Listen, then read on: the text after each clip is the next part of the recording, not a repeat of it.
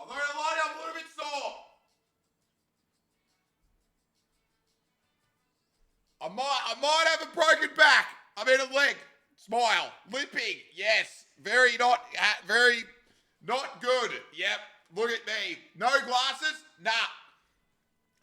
I was pretty hungover, but I slept for like 10 hours. So I'm pretty good. The stain jumper's back, baby. What?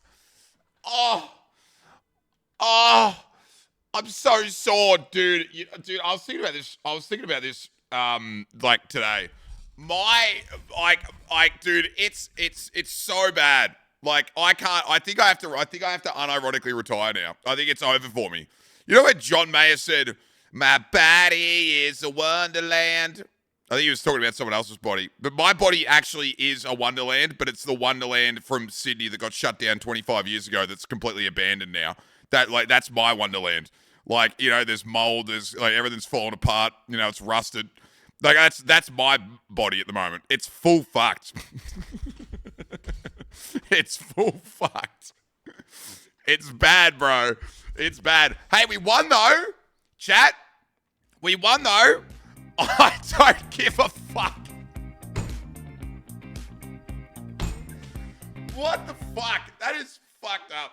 I don't give a fuck happy. Okay. That's fucked. Dude, a little bit of sympathy goes a long way, man. Come on now. Good for the channel though, Sav. That's not good for the channel. Fucking hell, man. Feels bad, dude. What the actual fuck? Thanks to 30. First thing is, I am not cutting my hair. I'm not changing the way I dress. I refuse to wear a suit. I am gay. I've had 2 boyfriends most of my life. I've had some kinky sex. I have tried drugs through the younger years of my life. I am broke as shit. I have a judgment against me from some bitch down there in Florida. Hopefully you won't be broke as shit after this tier 3 good for the channel subscription. Thank you, Clarice. I appreciate it. I'm not broke as shit anymore. Let's go, dude. Deegs is continuing their sub. That's fucking great for the channel. Thanks, Clarice. You don't have to do that, dude. I appreciate it. Deegs, thanks for staying on with us, man. I appreciate it. So good for the channel. You're a baddie. It's an abandoned Scooby-Doo ride. Bro, I am not kidding you. I rang one of my really good friends today. And I said to him, listen, we need to have a conversation. And he's like, yeah. And I go, you know when you broke your leg and you didn't know? And he's like, yeah. I go, can you like run me through like how you figured it out? And so like he's got me on like a 5-day plan of like what I have to like look out for. Cause like you can hairline fracture your tibia and not know it. And like the way that this feels, I'm not going to be surprised if I've got a hairline fracture. Like, it fucking hurts. I think it's just like a bone bruise or like a corky or something, like a hematoma. But, like, it is fucked. Like, I went to the party last night. And I had to sit down the whole time. Like, I just couldn't stand up. It just ached too much. My dad would say, chop it off. Dude, I don't know. Like, it'll be fine. Doctors tomorrow. I think it's getting better. Like, it's not too bad. But, like, so I got up. Kicked 3 goals yesterday. Kicked one from 50. Got us over the line. Top goal scorer for the day. Goals.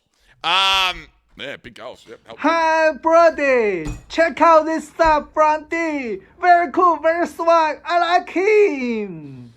Well, I wish you good luck of your Twitch. Very good, very swag. I like it. Everybody subscribe to his channel. Yeah, subscribe to his channel. Everybody listen to James White and subscribe to his channel. Yes. Thanks, dude. I appreciate it, man. 46. The juice. Thanks, man. I appreciate it, bro. Thank you very, very much. Easy way to tell us is to put ice on it if it hurts.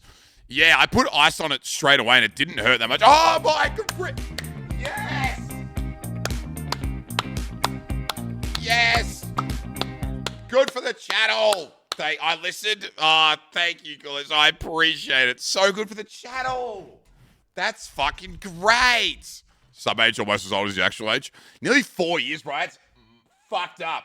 Did you watch the Sydney and West Coast massacre? So, we were at the pub, and I'm not going to lie to you, I had like 6 beers at this point, and the footy came on the big screen. I'm standing there with the boys, and we're looking at it, and I'm like, is that the biggest flogging in AFL football for like 20 years? I looked at it, I'm like, I'm pretty sure 150 points in the AFL is like almost not a thing anymore. Like the Sydney West Coast game. It's like being beaten by like 50 points in NBA or like 60 points in the NFL. I was like, is that like the biggest one in a while? They get like 200 points. How do they even win by that much?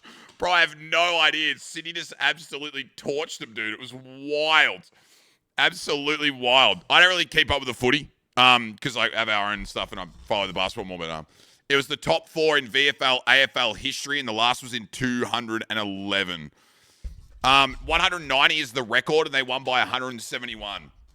So it was the 4th biggest win in 100 years. Holy fuck. That is, like, you just don't see that in today's game. Like, there's, they've got enough good players that kind of shit shouldn't happen. That's crazy, bro. That's actually crazy. WAL. Hey, Apollo, what's up, dude? How are you? Yo, how was everyone's weekend? I got 5 hours sleep on Friday night after we played The Witcher. We played football. We won. W. Kicked a few goals. Actually didn't play too bad. And then in the last 5 minutes of the game, broke my leg, I think. I'm talking shit.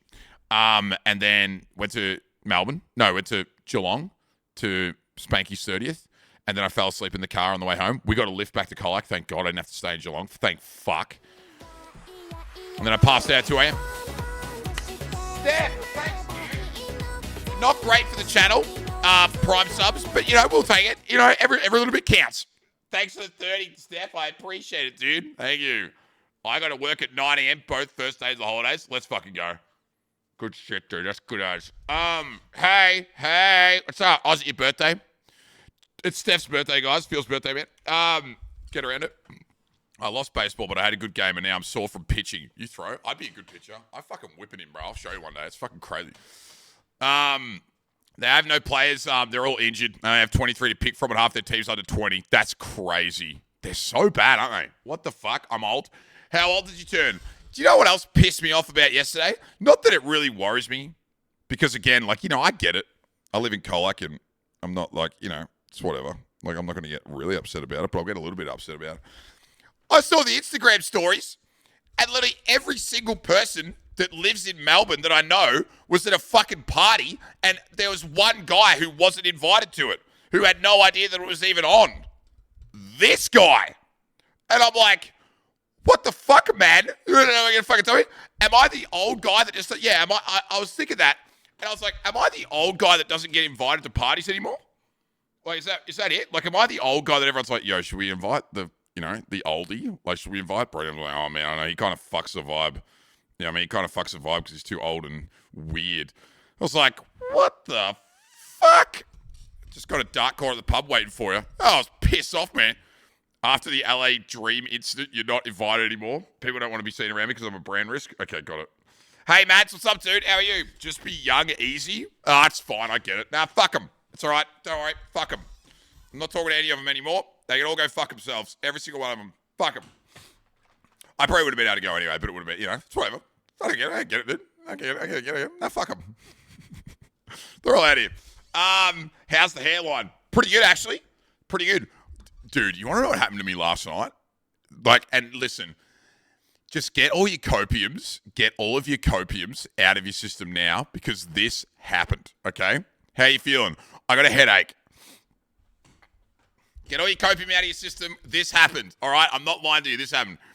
I went out to the bar last night and one of my good friends, Tristram, was there. And he lives with this girl. And he was saying to his housemate earlier in the day, oh, I'm going to a party tonight, a 30th birthday party. And she's like, oh, who's that? And he's like, oh, Spanky. We call him Spanky. His name's Chris. And she's like, oh, yeah, who's going? And he said, Matt's going, Demos is going, B-Rod's going. That's what they call me in Colac. They call me B-Rod. And she's like, oh, is he the hot guy who plays with South Colac? No shit. The word no. Wait a second. No. And then he said she asked him to put in a good word for her. And she's like, yeah, can you put in a good word for me? It happened, dude. It happened. It was real. Yeah. Say that under oath. It happened. It fucking happened. It was real. Yep. Yeah. But she didn't ask for your number? Oh, no. I think because she mentioned that she knew I was a streamer, and she was like, oh, yeah. She said, apparently the quote was, oh, he's the guy who's the streamer. Can you put in a good word for him? I'd love to do a collab one day. And I think she meant collab in the bedroom. You know what I mean? Yeah. That's what I think she meant. Hey, yo. Yeah. Anyway, so that happened, dude. That's big, Good one. No, that is quote unquote, like I swear on my mother's 63-year-old frail life that fucking, like, that happened. I swear on it. Okay? You need to cut down on the beers. No, I swear. Are you sure? Yes. Riz. I didn't do it. There was no Riz involved. I just got told it. I just got told third party. I don't know. Now. Did he put in a good word for her? His quote was, I'll let her know that I've done my part. Did you get concussion? No, I did not get concussion. Jack, can you just believe for like a single second that maybe I'm a sought after commodity? Single homeowner? No? Okay. Not at all? All right, okay. It's fine. Really? Oh, I don't know. She obviously doesn't watch your streams. Well, if she's watching this one, I'm fucked. So you make your tea like that on camera? No. I like being comfy. Hello, Josh. What's up, dude? What up? Yo. Some people believe in Scientology, so anything's possible. Shut the fuck up, man. Yeah. If this guy has Riz, can anyone here confirm? I got Riz. I'm good with it. You need to tell that woman you're more than just a piece of meat. That's true.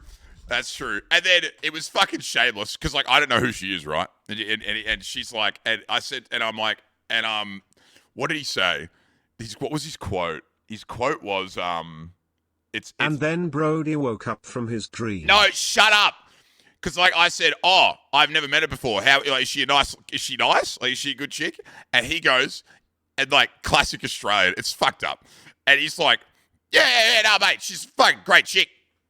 Not much to look at, but, like, great chick. And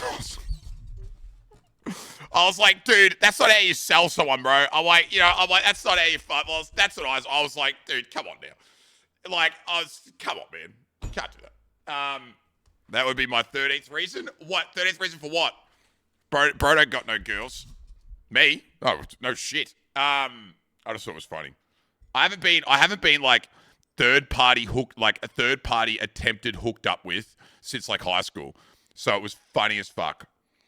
Do you know when your friend comes to you in high school and goes, hey, Delch, says like, you know, Sarah likes you. You sure? Goes, yeah, I heard from her friend Bianca that Sarah wants to date you. So like, I don't know if we can like hook this up or something. And then like your friends will go back and like talk to each other and they'll be like, oi, Sarah wants to meet you behind the bike shed, like after school. She wants to like maybe like hold hands or something. No, right? You never had that? You never got like third party like hooked up with people? You didn't work through that? That's not real. Come on. Surely this is real. Like this has happened. There was no Riz in high school, man. And then they watch from a distance. Yeah, they got like their binoculars out. And they're like, Delch just got her arm around her. They're in. Like that shit happened all the time. Late primary school, early secondary school. Yeah. No, I'm a ranger, so no one liked me. I mean, are they wrong though? That was a joke. I'm sorry. That's sorry. Sorry, that was a joke. Yeah. Primary school? Dude, I had a girlfriend in primary school for like 3 days. Her name was Chelsea. And I'll never forget it. I started going out with her. I was in like year 6 or year 5. Started going out with her on a Monday. Dumped her on a Thursday. Never spoke a word to her. Her friends and my friends made us date and we were like PogChamp and then we broke up. I was like, nah, it's too much pressure, man. Women, you know, it's too much pressure. So then I got like Tom to go and break up with her for me. I was like, can you just go let her know? Yeah. Did you get someone else to dump her for you? Yeah, that's what I did. Yeah. Year 6 struggles. It was harder than actual. Peaked in year 6. Yeah. I got married and divorced in kindergarten. Bro, it was like that, man. Jazz what's up, dude? MSN breakup? Nah, like MSN and like that concept was that like that's actually a really good point that you bring that up because we were already like parasocially weird in like 2005 because we'd go on MSN, right? Like in 2005, we were 15 years old, and I'd be like talking to Emma, for example, and I'd be like, "Hey Emma, how's your day? Hey Emma, how was school? Hey Emma, what are you up to on the weekend? Do you want to maybe go to the party? And like, will you be at the party? Will you be there? Oh, that's awesome. Yeah, me and the boys go play footy, and then we're gonna be at the party as well. And then you go to school the next day before the weekend, and Emma would walk past, you'd be like, and just like completely not acknowledge each other, even though you've had like a fucking huge dead ass conversation on MSN. It was like it didn't exist. It was like MSN Emma and real life Emma were not the same person. And you were just like, whoa. Do you know what I mean? It's like, they were like two different people, dude. It was like a fucking AI or some shit. MSN Riz only. Could not translate it to the real world at all. Like, hopeless with it. You know? That's how it was Facebook days. Like, MySpace and shit, dude. Yeah, me when I run into a Tinder match in the wild. Oh, dude. I think once you get to like 18 and stuff, you start to figure out that, you know, people actually want to be spoken to directly and not through third-party channels. But when I was young, nah, people scared me in real life, bro. And the only way I'd be able to talk to a girl at a party is if I'd had 6 Melon Cruises. And at that point, I'm just a dribbling mess. You're probably being catfished on MSN. I didn't really... So, MSN back then, for us, was like...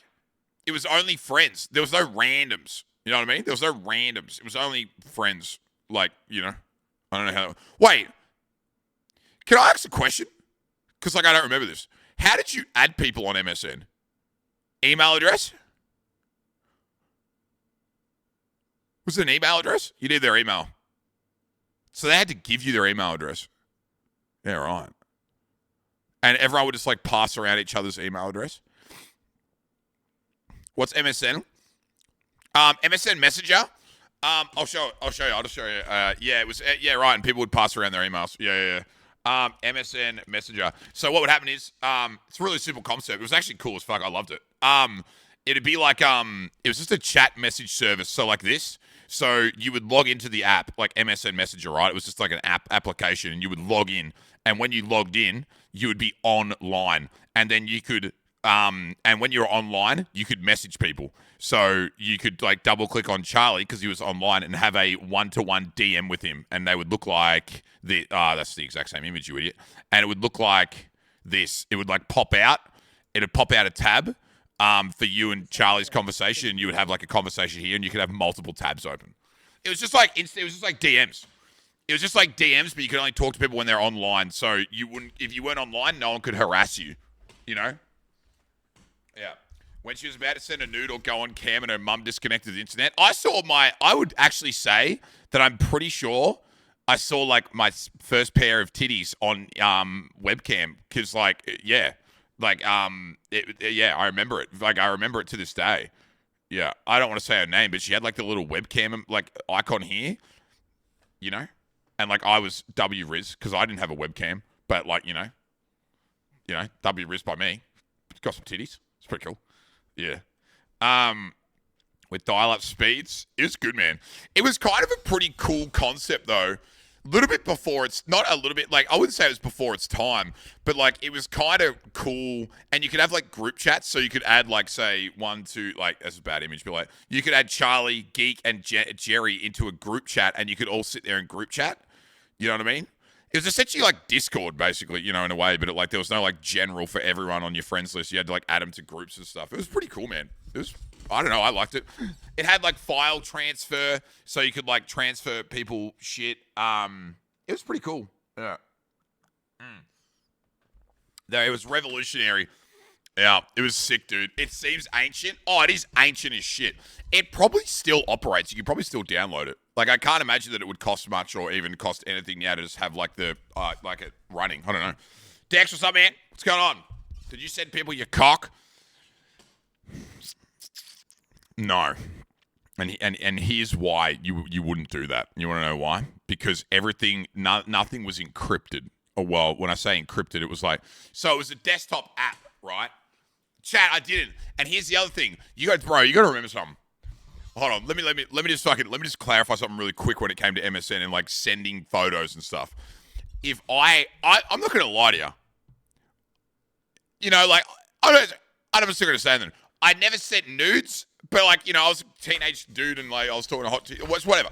Anyway, just move on. Like, you couldn't like take a selfie on your phone and send it on Snapchat or Instagram or like whatever, right? You didn't do that. That was not how it worked. You had like an Olympus digital camera, bro. Like, no shit. Like you had like an Olympus digital camera with a fucking, like one of these with a fucking with a USB fucking cord, and it would and you could take like 20 photos because you only had like a 4 megabyte fucking memory card. You'd have to go and like take photos of yourself with a fucking camera and then connect it to the PC, get the photos onto the PC, and then send the photos via file transfer. And the file transfer, when it was done, would save in a folder on that person's PC. And let me tell you something, it was never their PC, it was the fucking family PC. So the parents weren't dumb, and they would find the file, like the MSN file received fucking folder, and be like, why is there a bunch of pictures of a shirtless dude in these fucking things? Who you been talking to? It was a different time, man. It was a different time. Swab. You can have a selfie session and erase the evidence before mum and dad found out. Yep. Family camera, family PC. Yep. Did you find this before or after you got caught? The file receive folder. I don't know how I found it. I was looking for something. Do you know what else MSN had? Which I wish they had in, like, I guess they still do have it, but it's like weird. MSN Messenger would save every single chat log of every single person you ever talked to from the moment, like from the very first message, and you would download it in like a HTML fucking like thingo. So people could get the receipts, bro. You know what I mean? If you talk shit or you said something, you could download those files and get the full message history over like years. Because now, like, if I want to get my DMs with, like, fucking, let's say me and Dean talk on Discord every day and we send each other 300 messages. If I want to have a look at a conversation between me and Dean from fucking 17 fucking months ago, I either have to scroll, which will take an hour, or I have to search for a keyword that we would have used at that point. You know what I mean? But not fucking MSN. MSN would just fucking let you download the entire fucking thing, and then it would be, like, top to bottom, and you could just fucking scroll up it. It was crazy. It was actually crazy. Now, if you ask the CIA, and it takes years. True. You can set dates in the search bar. Because I've always wondered that. Like, I don't know if you've ever had this conversation with people, but I remember I was having a conversation with someone, and I was like, I want to go back to the first time we ever talked and like look at like what we were saying to each other. And it's always like, well, that would take 7 hours to scroll up, like, you know, the messages to like find it. I just wish it was like an easier process. You just sort by oldest. But can you do that on apps like Instagram or Twitter or, you know, that kind of thing? I remember printing out combos to show off to my mates that I've been chatting with the hot guy. Yeah, dude, it was sick. Discord, I think you can. But like Instagram and stuff, I don't think you can. Oh, look at this, dude. Oh, look at this. I can't really get up because my leg's broken, but I'm down. Oh, 3 years. 3 years.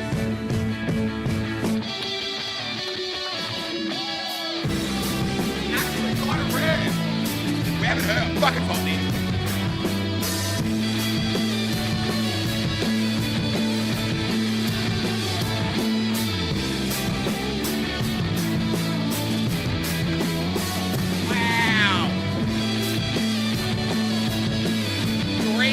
Bro, sheesh! Oh, it's still going? Okay. It's still going. Got it. Decreasing in rarity. I don't reckon we've had an actual 3 year for a while. Oh. Thanks, homie. I appreciate it, man. Pleasure being part of this great community. Thanks, brother. 3 fucking years. Did it. We made it. So many iconic streams. Much love, Brody. I appreciate it, man. Thanks for the 3 years, dude. That's fucking cool, bro. I appreciate it. That's sick. Have you seen anyone about that injury? No. No, not yet. Hey, it's too much effort, bro. You know what I did today? You know what I did today? I filled out all my home loan application forms hungover. Sat there and went through all the... Oh, my God. You want to talk about fucking agony, bro? Cried in the shower clothes. Yeah, I mean, that too. Yeah, I'd shed a tear. Yay. Oh, dude, it was so fucked. It was... dude, it's pain, man. Yeah, we did win yesterday. We had a good win. Seniors and the reserves won, so it was good. Morning, Jodes. What's up, dude? How are you? What's happening? Happy Sunday. Any plans? Lag? What do you mean lag? Brain lag? I had brain lag, body lag. It was fucked, man. I would consider that hell on earth. Oh, dude. You just know the bank's not going to understand your job. Do you know what she said? Did I tell you what she, like verbatim, what she said to me? She goes, just bring in your notices of assessment. And because what the notices of assessment do, they just tell you how much money you made. They don't say how much money you lost, right? And she's like, I just want to see how much money you make, because if I see how much money you lose, I can't unsee it. She like straight up told me, I don't want to know if your business is losing money or making money. I just want to see how much money it made before you spent all your shit. And I was like, oh, that's good, because this business ran at a loss last year. So she's like, I don't want to fucking see your tax return. I just want to see your notice of assessment. That's all I want to see. And I'm like, all right, no worries. I got you. Dodgy. Money gains, all that matters. Oh, man, banks want you. Oh, but guess what? I don't get the $3,500 cashback thing that I was telling about. You know how I said I'd get like $3,500 for transferring my bank? I don't get it back. I don't get it. Because you need to have a minimum loan of $250,000. And even though I could probably service it, I don't really think I want to do it. You know what I mean? I don't think I really want to. Do you know what I mean? I don't know if I want to do it. No new PC. I don't know. I mean, I can, but it would just mean my repayments are high. But I don't know, man. I don't know. Is it worth it? I can always like put it in the offset account and just have it sit there. If you want to have a spa on a basketball court. Well, I mean, so for the people who don't understand what I'm talking about, so this is what would happen, all right? So I owe like $110,000, right? I owe $110,000 red, okay? I owe $110,000, and my weekly repayments are like $200, like $220 or something like that. I could do $250,000, right? And my repayments would be like, I don't know, $400 maybe. I know it scales. Maybe $400 a week. So, but what that would mean is, because I'm only striking out that much, I'd have $140,000 just sitting in a bank account, like literally just cash money sitting in a bank account, and it would be offsetting this. So this talks to this, and then I'd only be paying interest on the 110 left over, if that makes sense. Does that make sense? So like that talks to that, and it says, oh, he only has $110,000 worth of debt, so we'll only charge him the interest on this amount and not this amount. But this doesn't change. I will still have to pay $400 a week. I can't like bring that down because I've got that money. Like, so I don't know. You know, I don't know, dude. Always better to already have access to money than go and need to ask for it. Do you reckon it's worth it? Offset for you would be a good setup. You keep your taxes in the offset throughout the year. Yeah. So like a home equity loan. Yeah, it's basically I'm just moving banks. And they're gonna give me $3,500 cash back if I so free money. So if I take this out, they're gonna give me $3,500 as just like a bonus. Like, yo, what's up, man? Thanks for coming to our bank, Smile. So I just get that for free. I'll put K's next to these so people know. Oh, another one. Does that make sense? So I don't know if it's worth it. Hey, Hutto, how are you, man? Offset account, you pay interest on the balance. Yeah, exactly. I just think a lot of people they can be really boring. Like finance is really boring for a lot of people. So I don't know if I should do it. You know what I mean? I guess worst case scenario, I could always refinance again, couldn't I? If it was becoming too hard, I could just be like, fuck it, I'll refinance and like, you know, put the, you know what I mean? I could. Theoretically, you know? Might be boring for some, but it's a key life skill. Fucking oath it is. Get the 110, not worth it. Yeah, I don't know. You know? I don't know. Happy Sunday, Oggy. What's up, dude? The only thing is, though, is that the $3.5 would probably factor out a lot of the fees of, like, moving shit over. So, hey, Tommy, the biggest issue is you are impulsive. It's a very good point that Dean makes. I'm very impulsive. If you don't need the extra money, I wouldn't do it. Yeah. Hey, Steve, what's up, man? Yeah, you're right. Yeah. And you have $140K in the bank in an offset. Yeah. Can you imagine? Can you imagine me just rocking up and going, guys, I had a few beers last night. Things got a little bit out of control, and I now own a jet ski.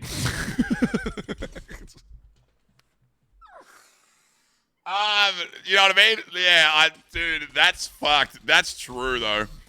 That is true. For you, it's better not to have that money available. Yeah, you're right.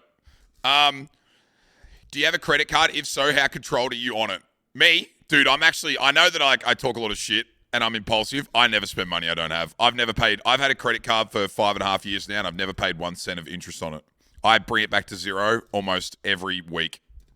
I've never paid a cent of interest on a credit card. Ever. Yeah, I don't spend money. So... yeah, same. Yeah, I just like it. Just doesn't make any sense. So I think you'd treat the offset the same. Yeah, I would. I feel like I would. Yeah. You almost bought a goat. Yeah, but a goat's not a jet ski. The goat pays you back in being a free lawnmower and only costs $200. You know what I mean? I bought a Porsche Poggers. Oh, Brody, did you hear about the cheese factory explosion in France? Here we go. Go on. Let me guess. There was debris everywhere. That was debris everywhere. Go fuck yourself.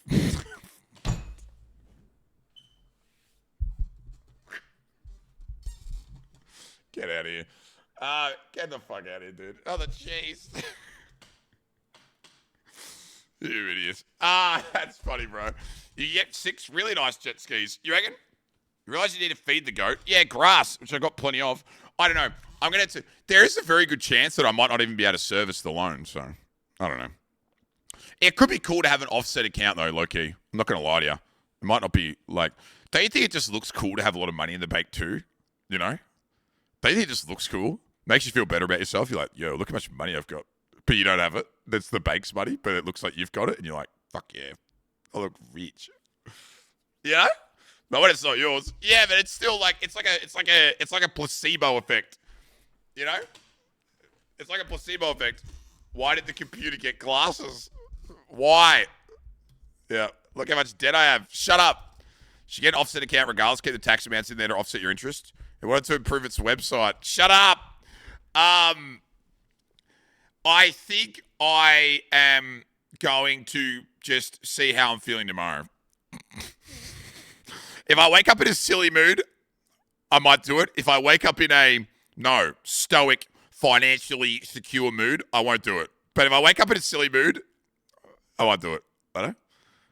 Are you going to show all the chicks the bank money, are you? Yeah, I'm going to show all the chicky babes, like, yeah, silly champ, $140,000. It's just not my money, you know. But here's what I was thinking. Here's my thought process, right? Here's my thought process. Let me paint it, and this might justify it, and some of you might agree, right? Let's say I do it, and there's $140,000 in there, right? What I base that off is that account has $140,000 in it, right? But that to me should be the equivalent of $0. So when I have $145,000, I technically only have $5,000, and that's how I bank it. Like I look at it like that's zero, and that's money that like I've got to save for like tax and like all that kind of shit. And if I look at it like that, I'll be okay. Yeah, okay, but seriously, do it and then get a pool. Can you, guys? Nah, Jodes, it won't matter. It won't matter because if I have this in an offset account, it'll offset the interest. So it won't make a difference if I have a loan for $1 million or $1 or $100,000 because the money that sits in the offset account offsets the interest that gets paid. It just means my weekly minimum repayments are higher. Yeah, it just offsets it. It just means it's all I'm really doing is deciding whether I want to pay $200 a week or $400 a week. I think something like that. 140K is a lot of gifted subs. Shh. Actually, hold on. Let me find out. Let me just find out how much it would cost. Westpac loan calculator. Hold on a minute. Minimum payments being higher means you'll pay off the loan sooner. Yeah, but like, who gives a fuck? Do you know what I mean? Like, I want to be in debt. Pool would increase the house value. I'm going to punch you in the dick. Shut up and stop trying to sell me on it, okay? I get it, and it sounds awesome, but shut up. Okay, chat, how much do I want to borrow? Am I logged in? I'm not. All right, how much do I want to borrow? 250,000. Oh. Okay, and then go weekly. Oh, that's actually not that bad. That's actually not that bad. It's not bad. Poggers. 375. That's only an extra $150 a week, you know? Hey, Shorty, what's up, dude? You're better off buying an Airbnb. The return on them are monkers, you reckon? I'll ring around and get some quotes for you this week. Shags, I swear to God, if someone from, like, Whirlwind Pools rocks up at my fucking house and says someone booked in a fucking quote for us to put in like a fucking, like a you know, like a fucking lap pool, I'm going to fucking lose it, all right? Don't do it. I don't want a pool guy rocking up at my fucking house, and I know people know where I live. Don't do that. Not that bad. Incoming pool streams? No! Gag of the year right there. Shut up, dude. Couple of hot tub streams that'll be paid off in no time. Yeah, you're right. Yeah, you're right, dude. But a pool can lift your home's value by up to 7%. Here's the other thing, too. Chat, you know what the other thing is, too? Let's talk about this for a second. Right? Okay, ready? Mathematics. Everyone loves maths. Everyone? Let's talk about this for a second. That is $150 more a week times 52. Oh, my God, $7,800. That's literally the amount of money I'm going to save by not paying these fucking accountants at the end of every financial year. Literally that plus a bit more. So it's fucking plausible, honestly. It is a fine bar in English, but it's no pool. Yeah, dude, what's that off? Only one way to solve your lady problem, a hot tub. It is a fine bar in English. Dude, what is that off? I feel like looking after a pool would take so much time. Can we, guys, I'm trying to make a life decision here. That's very important, and all of you are stuck on the idea that it's ending in me having a pool. It's fucking not. Like, there's no pool coming. Stop it, okay? We're trying to help you. The pool is not fucking helping.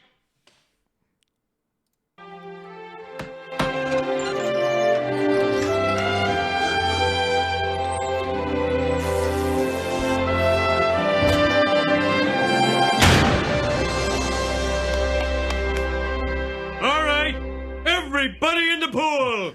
'Tis a fine barn, but sure 'tis no pool, English. Doeth! Tis a fine barn. Oh, dude.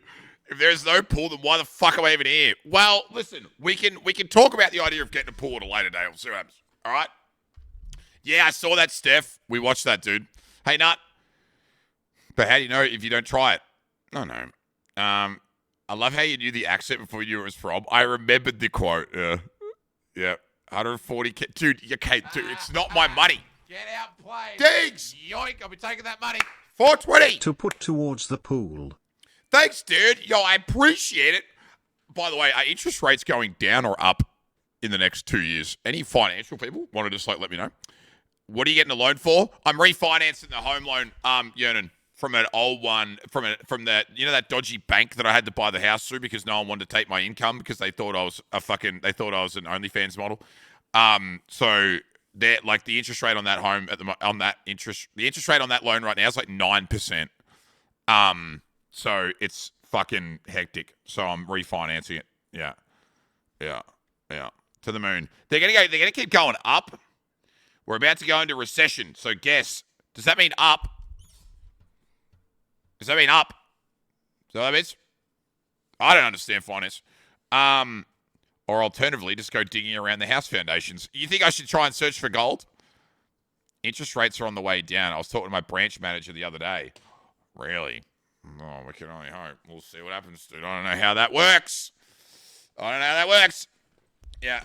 An extra 200K to interest. Watch this bloke spend it. Bro, I hate spending money. I despise spending money. Hate it. Especially on shit that I don't need. You know? The only things that I actively spend money on are things that make me feel like shit, like alcohol and McDonald's. And that's it. I've been wearing the same clothes. I'm so out of focus. I've been wearing the same clothes for the last fucking one. I even refuse to buy clothes. I'm like, I can't afford this shit. Up for the rest of the year, then down because they need and perishables. Yeah, perishables. How many gifted subs have you given again? Yeah, that's another thing that makes me feel like shit. Gift all these subs, and there's no fucking continuers. It's a good point, actually. How many fucking... Yeah, let's have a look at that for a second. Let's have a look at how much wasted money I've given to Twitch at this channel. Fuck. Wait a second. Let's have a look.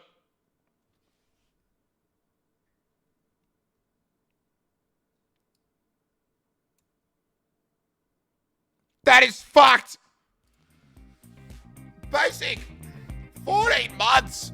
Thanks, man. I appreciate it, dude. Fuck. Yeah, I know, right? Fuck. Renewing your sub here is a mistake. No, it's not. This is where it's worthwhile. Wasn't there a bunch of interviews over the weekend that I missed as well? Did anything happen in the world over the last 2 days that I missed out on that was interesting? I wasn't really on my phone. Thanks for the 14 months, bro. I appreciate it. Clueless? Oh, wait. There was a civil war for 20 minutes. They almost had a civil war. I'm going to explain it in the way that I understand it, and I understand that it's a bit more serious than this, but wasn't it basically a group from Russia tried to stage a coup, like a government overhaul, and they rocked up at the very last minute and then went, silly champ, and then left? So it was this big thing, and they were on their way there, and then they got there, and they were and then when they left. So what happened? Yeah. The Wagner mercenary group from Syria hired by Russia. Small group of people, maybe 3 or 2. No, they did it as a sexy prank. Oh, right. Because I was watching, who was covering it? Nim was covering it last night. I watched a little bit of it before bed, but I was too pissed to understand what was happening. So I was like, oh, dude, I don't fucking understand this, bro. And so I just went to bed and I was going to be like, nah, fuck, I'll just watch it in the morning and see what happens. Pretty crazy though, isn't it? Pretty fucking gnarly that it could actually happen. An actual, a military coup would be fucking nuts, man. You think about it. It's pretty crazy. Putin in his pants. Yeah. 21. Oh, thanks, Hutto. Thanks, Hutto. That's fucking cool, man. You're a legend. Thanks, dude. That's fucking great. Maybe that's not a Russia when I wake up. I watched this and it explains it. Okay. Ashton Kutcher was just running a prank on Putin. It was all fine, don't worry. Okay. This video is brought to you by Nebula and TLDR's Race Across Europe. When the war began, Putin's favourite mercenary outfit, the Wagner Group, were touted as Russia's secret weapon. Their brutality in Syria, Libya and the Central African Republic had earned them a reputation as an effective fighting force. And despite a slow start, when they finally took Bakhmut a couple of months ago, it looked like they were finally living up to that reputation. However, Wagner's success around Bakhmut has apparently emboldened the group's leader, Evgeny Prigozhin, who spent the past few months criticizing the Russian army and specifically Defense Minister Sergei Shoigu and Chief of... So wait, are the Wagner Group on Putin's team or on not his team? I'm fucking confused. They were, but they're not anymore. Okay, right. And they're bad? Like, they're not like... Valerie. Wait, are they bad or... They're bad or they're good? Really bad. They're on Russia. They're on... Okay. Yeah, if not worse. Okay, explain. Okay, got it. For the most part, Shoigu has kept quiet, but after Prigozhin openly advocated for Shoigu's execution by firing squad last week, it seems like Shoigu has finally had enough. And on Saturday, the Russian Ministry of Defense announced its intention to fold all private military companies into the regular Russian army by July the 1st, which hasn't gone down well with Prigozhin. So in this video, we're going to take a look at the escalating feud between Prigozhin and the Russian Ministry of Defense, whether Shoigu can actually shut down Wagner, and what might happen next. Before we start, if you haven't already, please consider subscribing and ringing the bell to stay in the loop and be notified when we release new videos. So, to understand this story, you need to know a bit about the Wagner Group and the Kremlin's wider affinity towards private military outfits. In the last decade or so, Russia has developed a habit of using private or paramilitary groups to do its bidding. These include the Wagner Group, led by close Putin ally Prigozhin, Ramzan Kadyrov's Chechen mercenaries, or the TPR, and LPR militias, which has received copious support from the Russian military. Russia uses these groups because they're only semi-accountable to the Russian state, which means they can be brutally effective while providing Putin and the Kremlin with a degree of plausible deniability. These groups also allow the Kremlin to cover up the true costs of the war, because deaths and military expenditure in these groups don't show up on official statistics. Then who's fucking paying for it?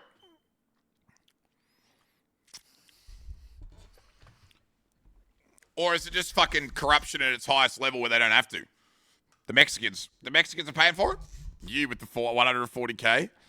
It's like money laundering. Yeah, it's like off the books, but like, okay, got it. But like, yeah, right. It's like, I feel like maybe in other countries, it'd be a little bit more like, I was about to say maybe in like the US or Australia, it would be a little bit different. Like you'd be able to find it, but it's, you know, I don't know about the US. Even if they're indirectly funded by the Kremlin.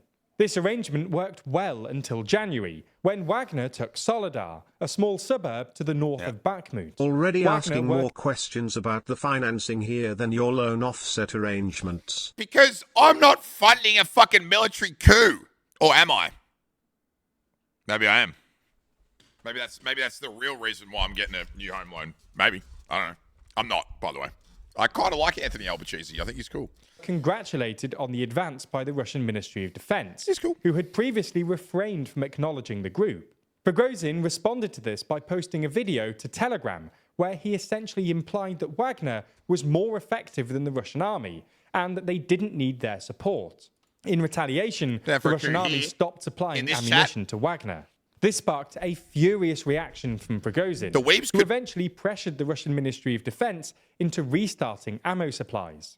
Since then, Wagner and the Russian army have been stuck in a perpetual loop. The Russian army withholds ammunition, Prigozhin complains publicly, the Russian army restores supplies, Wagner makes gains. Prigozhin brags about Wagner being better than the Russian army, and the Russian army withholds ammunition again. Over time, relations have steadily deteriorated, with Prigozhin issuing increasingly furious diatribes against Shoigu and Gerasimov. Prigozhin even took a couple of shots at Putin last month, including a video where he seemed to implicitly describe Putin as the happy grandpa and an asshole. The spat seems to have spilled over onto the actual battlefield. Earlier this month, Wagner accused the Russian army of mining their route out of Bakhmut, and Wagner forces literally took a Russian colonel prisoner because he'd apparently been shooting at Wagner troops. Then last week, Prigozhin released a 5-hour-long interview where he seemed to suggest that Shoigu and Gerasimov should be shot by firing squad. Jesus. This was apparently the last straw, and on Saturday, the Russian Ministry of Defense announced that all PMCs would be folded into the regular Russian army by July the 1st. So is that basically like saying we're going to take Twitch, YouTube, Kick, and Rumble and make them all into Twitch Rumble or some shit, and we're just going to fold everyone and make them all stream on the same platform and all work under the same guidelines? Is that basically what they're saying here? They're going to take like all your contractors and our government staff? Yeah, got it. This didn't go down well with Prigozhin, who said that while Wagner is still subordinate to the interests of the Russian Federation, Like a hostile Wagner takeover. troops wouldn't be signing a contract with the Russian Ministry of Defense because, quote, Shoigu cannot manage military formations. This can't have come as a surprise to the Russian Ministry of Defense, not least because Prigozhin clearly enjoys the power that comes with leading the Wagner Group, but also because only a few months ago he announced his intention to turn Wagner into, quote, an army with an ideology.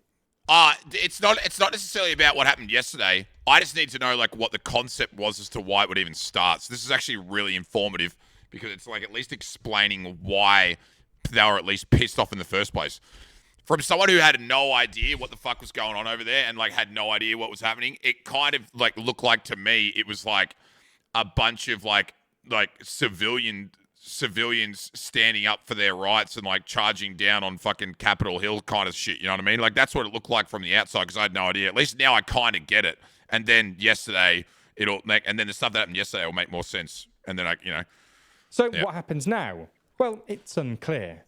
In basically any other country, the main army would either just cut off the dissenting PMC or arrest anyone who resisted the law. But these aren't really options for Shoigu.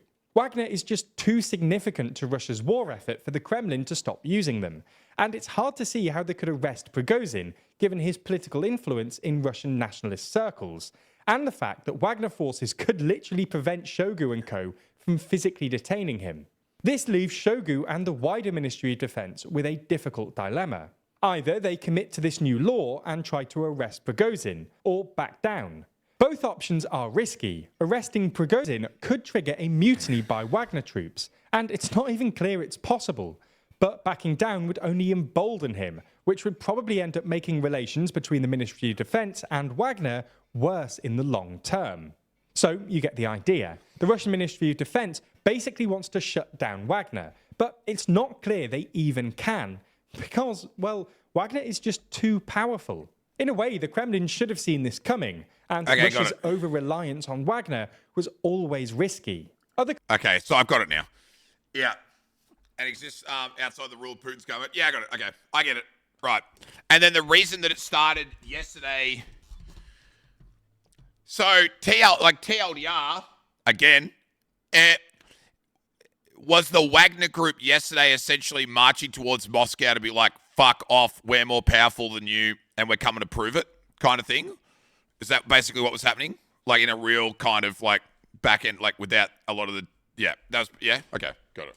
And then they got there and said, actually, we're not really gonna, it was a dick showing contest. Yeah, basically. And then they essentially decided that they're not gonna risk losing troops for that exercise and then backed down. Is that what happened? Were shots fired at all? Like, was there any actual like casualties? Russia supposedly attacked and killed Wagner's men. Right. And that's what led to, okay. Yeah. I mean, Wagner shot down a plane and helicopters. 3 helicopters were shot down? Jesus. Holy fuck. Yeah, right. So, like, I might be dumb. I'm actually, you know what? I am fucking stupid. But, like, doesn't there have to be a resolution of some sort at some point? Because, like, if the Russian government doesn't want to supply this military group because they think that they're fighting, he got exiled to Belarus. Oh, right. Okay. Right. Yeah. Wagner got dissolved. And they all just happily did it. Okay, right. Yeah. Okay. Wow, you learn something new every day. Interesting. And some exchange of gunfire. And here's the reaction from Ukraine. What did the Ukraine think? Огромное количество территорий потеряно. Солдат убитых в 3-4 раза больше, чем это в документах подается наверх. А то, что подается, это в 10 раз меньше, чем говорят по телевизору. Санитарные потери в день составляют... Oh, dude. The resolution is going to be that Prigozhin has to be careful around windows now. Kremlin critics tend to fall out of them a lot in Russia. Bro, fuck that shit. They're taking them out of Ukraine and putting them back in Africa and the Middle East. War is so complicated for like a noob like me to understand. Like with all these like privatized military groups and like, yeah, he's gonna have committed suicide in a week. Who was the one like recently that died, like in the last like 20 years that was like a leader and then he randomly just like passed away and they were like, oh, he died in his sleep, and then everyone was like, loads? Yeah, I'm trying to think like there was one real big one that everyone was like, that was probably, you know. Yeah. Why is Rest in Peace trending in Australia? Hold on. Oh shit, wrong one. It's trending Shyam?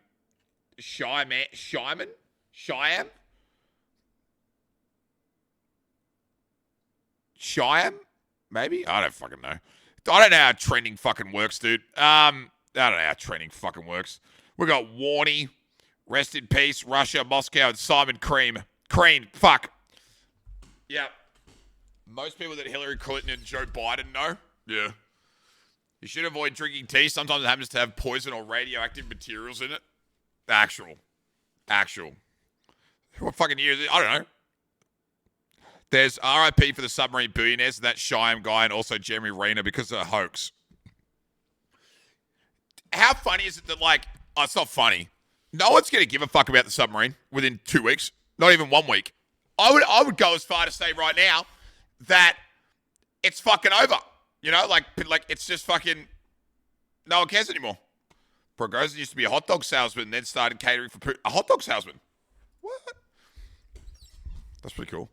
I'm done being an expert in submersibles. This weekend, I'm a Russian military coup specialist. So fucking true. Holy fuck. Literally everyone on Twitter. That is so fucking true, dude. So fucking true. That's why I just ask questions. Rather than like trying to learn shit myself, I just ask questions because like I'm too dumb to look into it. I'm sorry. I'm too dumb. Blue check Twitter, be like. That's fucking also true. Was that new Warney show on this weekend? I don't know. I actually got no idea. My team won club trivia last night. I personally want to thank the stream for the sub-watch content last week. Did you? Yeah, you won because of that. Let's fucking go, dude.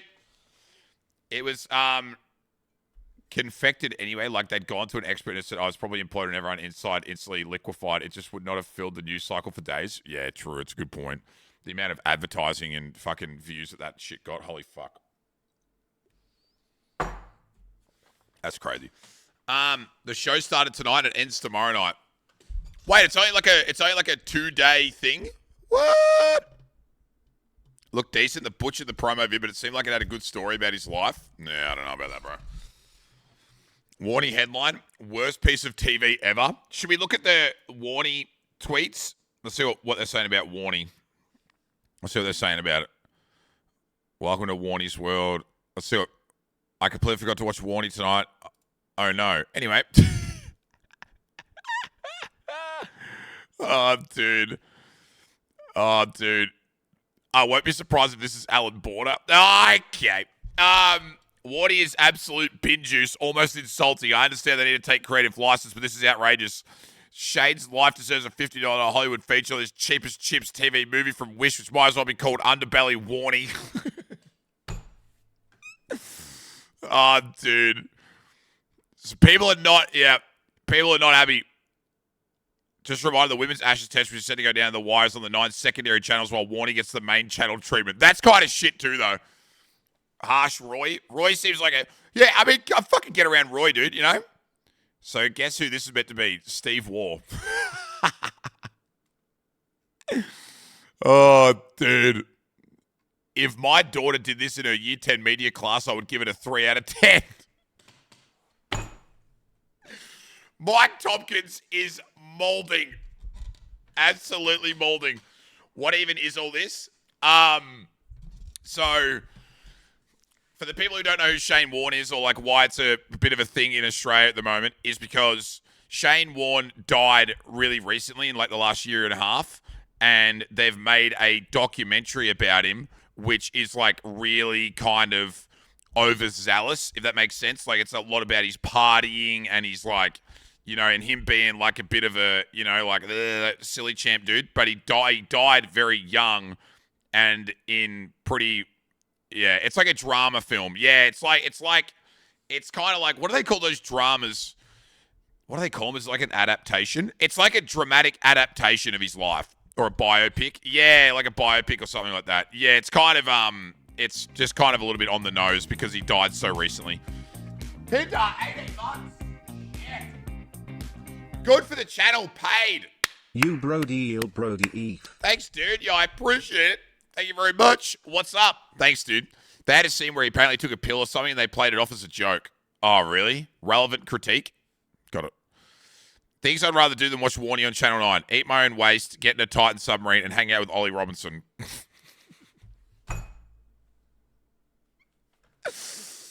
That's fucked. Take my money. Thanks, dude. I appreciate it. Thank you. Like a mockumentary? Yeah, I guess, kind of. Yeah. It's just like a little bit, it's like, it's just a, yeah. The best way to describe it in my words is just like it's a little bit too soon.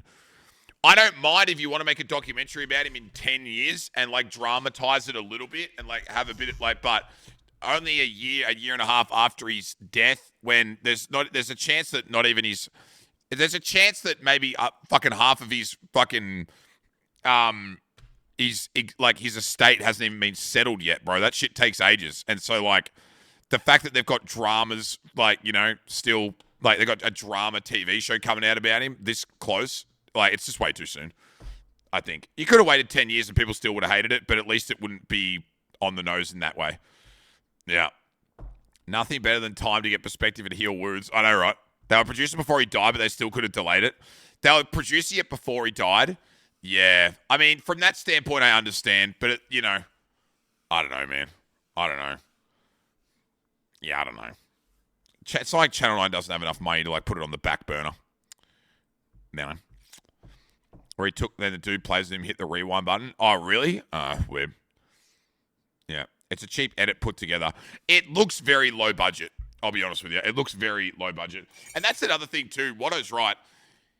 It's only appealing to like the boomer generation that still watches free-to-air television on a schedule, like fucking people over the age of 45, 50. Do you know what I mean? I'm not saying that that's every single person. Like it's a hard cutoff date, but it really does only appease to like the kind of older generation that wants to be entertained by things that are in like their little fucking bubble. You know, like old Australian people want to like be like concentrated with Australian shit, like Home and Away and Neighbours and Warnie documentaries and A Current Affair and fucking I want to watch like, you know, Big Brother Australia or Ready Steady Cook or fucking MasterChef or, you know, like they just want to be concentrated in their own little Australian bubble and that's all they want to fucking be focused on. You know what I mean?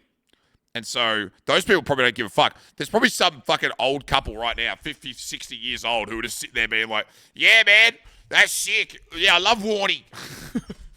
Whereas people who actually got a half a brain are there like, I feel like this is in pretty poor taste. Australia loves doing those kind of mini-series dramas about people. In the last 10 years, they've done Olivia Newton-John, In Excess, Molly Meldrum. Yeah, they do love it. But we have like we have an audience for it because we are kind of weirdly patriotic as a country where we love, or well, not we as in all of us, but like there is a pretty big demographic of Australia that is very fucking Australia first. You know, when it comes to everything, news, drama, like everything that they consume, they love being patriotic. So the more that they shove that shit down their throats, they fucking love it. They fucking love it. Yeah. They fucking love it, bro. Yeah. People love to watch stories about Aussies making it. Yeah, they do, don't they? It's like, I don't know. I don't find it cringe. Like, I love it. I love a good story, don't get me wrong. But, like, I don't know. I find Australians probably the most annoying thing on television, to be honest with you. I can't watch any Australian TV. Like I can't watch Australians do news reports. I can't watch Australians do, like, sporting breakdowns. I can't watch Australians do movies. I can't watch Australian movies. The last Australian movie I watched was, help me, is it The Dry?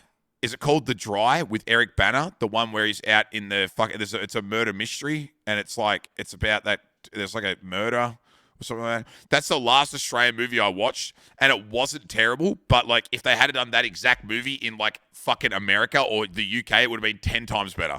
But it's just because it's Australian, it just pisses me the fuck off, and I don't even know. You know? It's weird. And there's a huge nostalgia element for the generation that watched those I Remember the 80s. Yep. The Australian film industry is run like a tourism campaign, and it sucks. So fucking true, though. Like, so fucking true. And not that it's a bad show, but it's not even a bad show. I don't even know why I'm using this as an example. But when you want to talk about Australian television that's like made it and gotten really popular, Bondi Rescue is just a massive marketing campaign for Australia, basically. Here's Bondi Beach. Here's our hot Australian fucking lifeguards. You know what I mean? Like, here's all the panoramic shots of Sydney and like all this kind of shit. It's like it's a marketing gimmick for Australia, right? And it gets punched out to all the other countries, and they're like, "Oh yeah, man, I've got to go to Bondi Beach and see all the lifeguards." Australia just lets itself be a talent drain for so many industries. Entertainment is right up there. Facts. Now, the Australian film industry is a tax write-off. Brought to you by the Sydney Tourism Board. Yeah, dude, actual. I have no desire to go there. I think it's still like, it's actually not, that's why I was like a little bit, I feel like that was like a bad reference, because I think that Bondi Rescue, even though a lot of it could be staged, is probably actually one of the better long-standing TV shows in Australia. It's actually not terrible. But like, I can think of a million TV shows that are fucking atrocious. Shrub, true. That's a good point.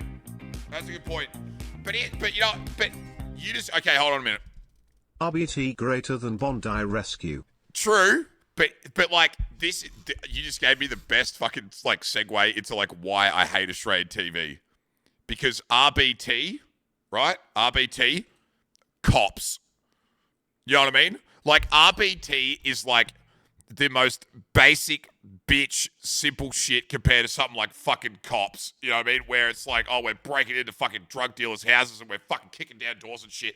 And then RBT's like, excuse me, sir, can you please blow into this? Why are you so sweet? RBT is not better than Cops. Nah, no shot, bro.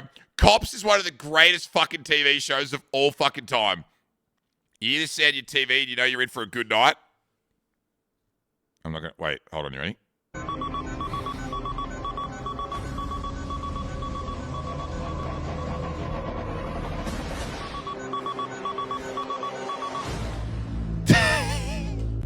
Rami passed the breath test. How? He passed the breath test. This is before Australia's only had... I think Australia's only had has only had objective drug testing. Like, when I mean objective drug testing, it means like scientific drug testing, not like we think you're stoned, for like less than 10 years, maybe about 10 years, something like that. Like before that, it's like you could be fucking stoned as fuck, and it would just be like, you're clearly intoxicated. We can't prove it, but like we think you're intoxicated. But they could never find anyone, right? Like, you could, they had it before I got my license, did they? Because they're doing the swab testing now and like the tongue testing, but like, I don't even think that you could get, like, I don't think you could get charged with driving under the influence of drugs up until like maybe midway through maybe at the arse end of the 2000s, early 2010s, because they had no way to prove it. Like, they fuck it. Like, how do you prove it, mate? Like, what are you going to do? Just like, because I said so, you know, source, trust me, bro. Waiting for a mate. Oh, dude, that guy's like fucking one of the best, bro. Yeah. Blood tests. Were they doing like how long ago? Like how long have they been doing that for though? They've been doing it that long? 10 years ago, a police officer told me to drive home before knowing we had a session 100%. I want to look that up. Australian drug test driving history. Like when it started. When did it start? It's like a... Maybe it'll be in this article. Hold on. There's an article here. Australia's second generational approach to roadside drug testing. They didn't know the drug testing blitz down the highway in the Northern Rivers too. It seems like they're doing it every year now. I want to see if they've got like a this. They'll be talking about the tongue thing and all that kind of shit here, right? Like how they've got the whatever. Just give me years. The past, the basis for our current approach. Maybe that's it. Any years? Any like year dates of like when they started? Like when they started doing it? Continue to have. The National Road Safety 2011 represents the community of Australian territories who agree to set on. Government to an agreed set of national goals and oversee it. Okay. I just don't think I don't even think blood tests have been around for that long. Like, I'd get around like sub 20 years. Oh, wait. On back of a 30-year highly successful internationally recognized history of random breath testing, RBT. Yeah, 30 years sounds right for RBT, but I don't know about drugs. Because I remember when this came in. So I don't remember it, but I remember like Dad talking about it. It was really bad for it was really fucking bad for like pubs and clubs and stuff because people like you would be able to go home and get pissed. It says here, the bottom paragraph of that second, historically the early stakeholders of the post-paid drug drive developed the knowledge history, blah, blah, blah, blah, blah. Most of the components of accessory. Since the first introduction of roadside drugging, so 15 years ago. Right, but that's roadside. I think the key's roadside because they were able to take people in. Because like now, and I don't know if this is still the case, if you're over on a roadside, they'll take you in to the station and you'll do a in-station breath test, which is way more consistent and way more, way more accurate. So I think they probably have been doing drug testing maybe a little bit longer than 15 years, but I think from a roadside standpoint, it wouldn't be that long, yeah. It was still possible in a clinical setting, but not roadside. Yeah, okay, cool. Interesting. Yeah. The station test is fucked. Yeah. It's just interesting, though. I didn't realize it had been around that long. Interesting. 2006, the state government of Victoria and Australia passed the Road Safety Drugs Bill that proposed amendments to the Road Safety Act. So 2006. So, yeah, 16, 17 years ago. Yeah, I didn't think it would. Yeah. Interesting. So drug tests were around when I first. Yeah, but it wouldn't have been roadside. Yeah. Yeah. Interesting. So roadside's more recent, but yeah, in-house. Yeah. I remember so many pubs, bars getting those breath testing vending machines when it rolled out. Yeah, dude. Yeah. I remember those. They were crazy. They were so inaccurate too. They were so inaccurate. But I think that I want to go as far to say that I reckon the government subsidized those things. Maybe. Like you made money as a hotel if you had one, but they cost a lot of money. But I think the government subsidized them. Because they were like, oh, we want more because like RBT was massive. Like it really it was like RBT was one of the biggest hospitality killers the country's ever fucking seen. Now, it's not a killer because there was more people getting killed drinking and driving, but like it was like going to the pub and having 10 beers every night and then driving your ass back home to your farm 15 minutes away was like an everyday thing for hundreds of thousands of like fucking blue-collar workers in the country. And then when they brought in the new RBT rules, they were like, oh yeah, by the way, the drink driving laws, they were like, oh yeah, by the way, you have to be 0.05 now. It might have started as 0.08, I can't remember. But it was like 0.05, and if you're over, you lose your license. Now, all of a sudden, the pubs just lost 70% of their fucking income overnight because, like, Jim from the farm couldn't come in and have 10 beers and drive himself home. Now he can only have 3. And it's like, that's, from a business standpoint, it's terrible for hospitality, but it was great in the sense that like it stopped people drinking and driving so much and killing people, but it doesn't stop them. They still do it. But pretty massive from an economy standpoint for a lot of people who owned, like a lot of pubs shut down and a lot of pubs, had to find new ways to make an income, like pokies, focusing more on food and like doing other things to like try and make a buck because they were losing it from the beer on tap. Like they just weren't selling as much. That's when most pubs and clubs started having booze buses. Yeah, like the birth of the what they call it, not the booze bus, the courtesy bus. The birth of the courtesy bus, dude. Yeah. Did it contribute to the meth epidemic? Nah, people want it. Dude, people don't care, Not at all. I don't think people were deciding to take cocaine and methamphetamine instead of having 3 beers because they didn't want the cops to catch them. It's a very different, The courtesy bus, dude, yeah. Really interesting, though. Really interesting. Really interesting. I wonder if they'll, I know, it feels like the technology for that kind of thing is pretty good now, it'll obviously get better, but it's pretty interesting. Forrest, 30 months. Yeah. My man, good for the channel. Thanks, bruh. I've always said I was born 20 years too late. Through beers after work, no worries. Thanks, man. Keep it up, Brody. Yeah, dude. I was born too late too.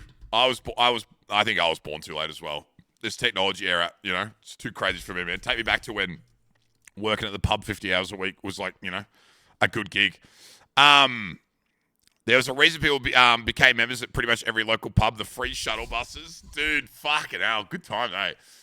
Good fucking times. I think I missed the boat on that era because like I was 2008. So I think we've looked this up before. So I know it's not right when I joined, but actually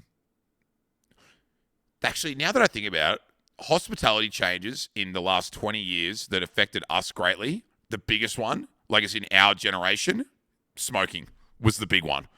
The removal of smoking indoors. That has been like a long grind, like over the course of the last 20 years. And it's like not like Australia has like nutted it out probably for the last, I think Australia now, it's like gotten to the point where I think we've probably maxed out. We can't do much more outside of take it off the public streets. But I started working in hospitality, like in, bar, bistro, gaming when I was 18, so 2008, and it had just gone out. I want to say it went out in like 06, 07. Like it went out. But then there was, you just got to smoke outside. And then they brought in, you can't smoke during meal hours. And now I think there's a lot of pubs that don't even let anyone smoke on the red line premise. So now it's like you have to leave the venue and go outside the venue. But then there's also, going further, I think there's a lot of places now where they have restrictions on being able to smoke on footpaths.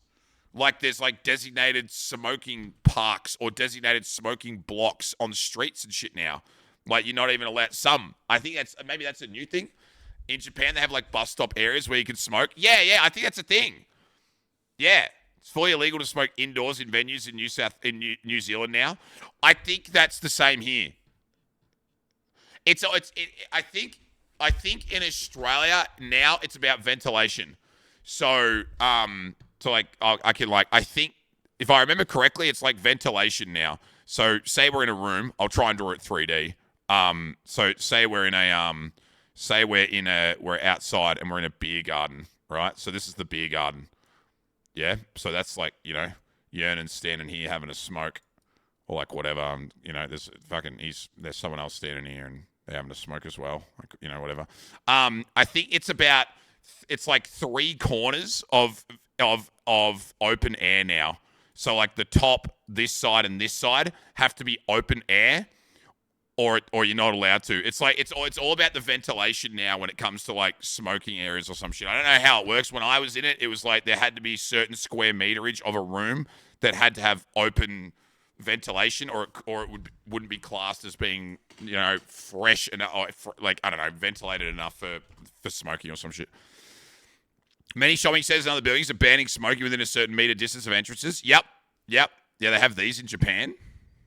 The club I used to go to ripped off the roof and turned the top level into a smokers areas. Oh, what the fuck? Dude, that's worse than smoking in the street. I'm pretty sure they have these in some airports. I think Singapore has these in their airports. And like, yeah, Hotbox. Yeah, Singapore might have these. You've used the Singapore ones? Yeah. Lots of airports do.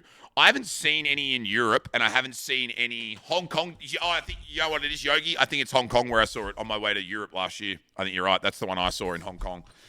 Yeah. There's one in Qatar as well. Yeah, I don't know if, I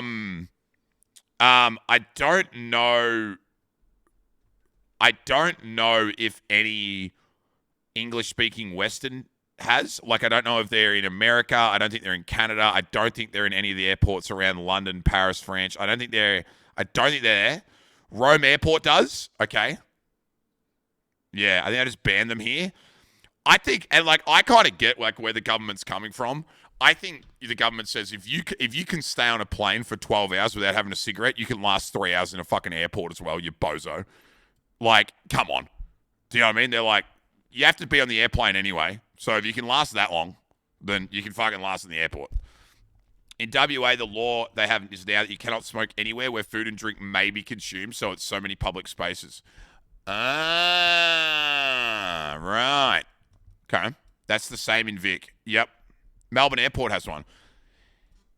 Melbourne International Airport has a smoking area past security. I am willing to go out on a limb here and say I'll bet the house they don't. I'd be willing to throw the house up to say they don't. I do not think the Melbourne Airport has one. I don't think not past security. No.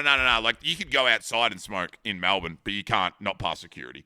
Yeah, it's they've got like these, like literally like what Yerden said, but they're roofed in, like as in they're fully ventilated.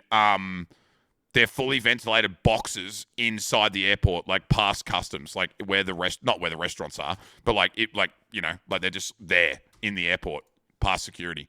GG's my house. Wait, what's this? Smoking policy for the Melbourne Airport.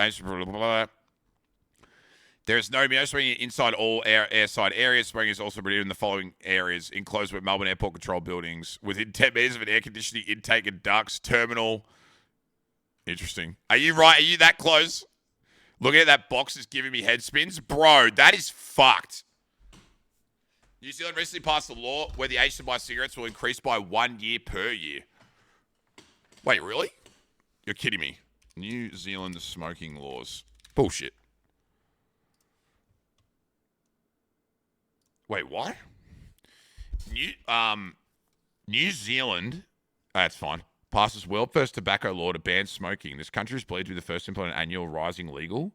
New Zealand has introduced a steadily rising smoking age to stop those aged 40 and under from ever being able to legally buy cigarettes. Thousands of people will live longer, healthier lives. New Zealand is believed to be the first country in the world to implement the annual rising smoking age, ensuring tobacco cannot be sold to anyone born on or after 1st of January 2009. It'll be accompanied by a slew of other measures to make smoking less affordable and acceptable, including directly reducing the illegal amount of nicotine in tobacco products and forcing them to be sold only through specialty tobacco stores rather than corner stores and supermarkets. Wow. So, yeah, right. So this is like, it's kind of like the red pea, green pea thing. They're basically going to say if you're born in, like, you know, whatever your age is, you have to be legally this age to buy, and they'll never be, like, obviously the needle will keep moving so they can never fucking buy them. Wow. That's crazy.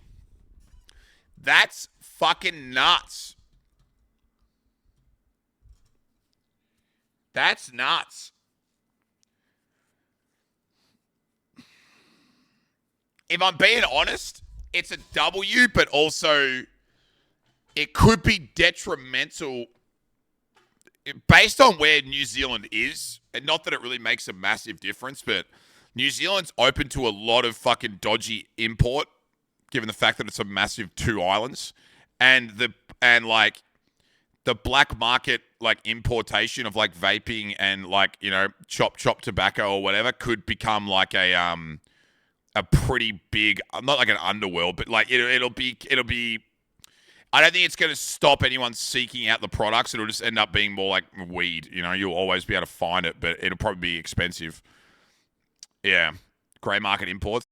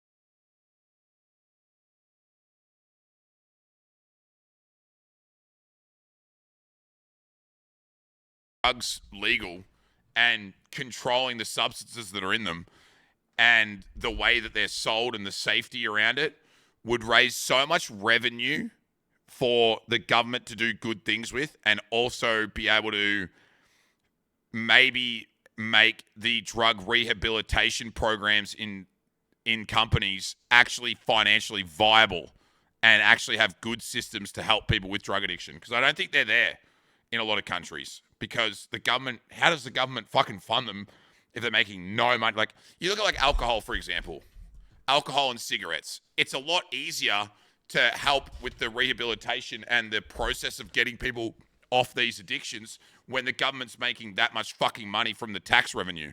But like with drugs, it's so much harder because they're making no money. Like they're gonna pour like millions of dollars into rehab centers and fucking, you know, and medicine and shit to, yeah. I don't know. It's pretty funny that there's legal weed in the US and illegal abortions. It's fucking crazy. Yeah. They blow billions on the war on drugs. They love it. They, like, literally, they'll do marketing campaigns for years on why people shouldn't take drugs instead of just being like, okay, sorry, my camera's out of focus. I'm trying to, like, lean back just a little bit. They'll spend fuckloads of money on telling people not to do drugs instead of making money off the drugs, and then they can spend that money on also helping people get off drugs. They don't have to, like, it's so weird that the government allows things like alcohol and tobacco to be sold, but then can happily do, like, the quit campaign and like, you know, remove advertising of alcohol on national television and not allow sporting teams and clubs to be sponsored by alcohol companies and all that kind of shit. Because I think they did that a little bit. I don't know if that's statewide or maybe it's league-wide.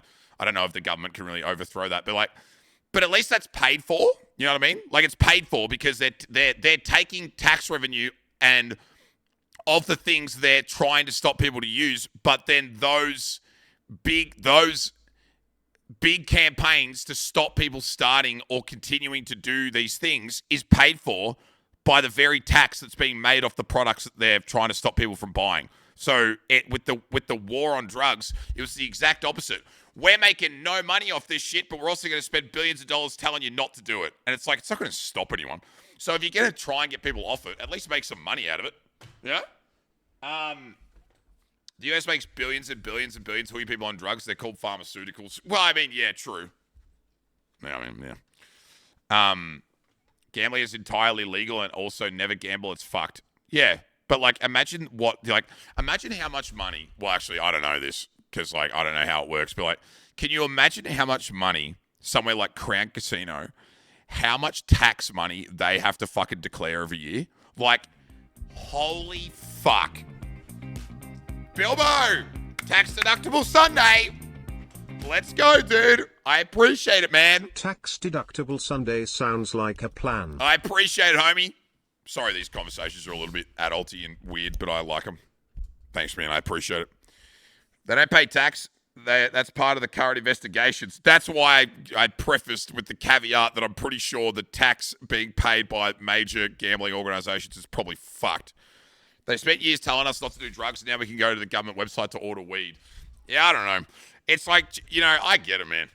But at the end of the day, it's like I don't know if this is going to resonate with people, but if it is, you know, tell me. If it's not, it's fair. Money talks, bullshit walks, baby. Wish 25 tax deductible, good for the channel.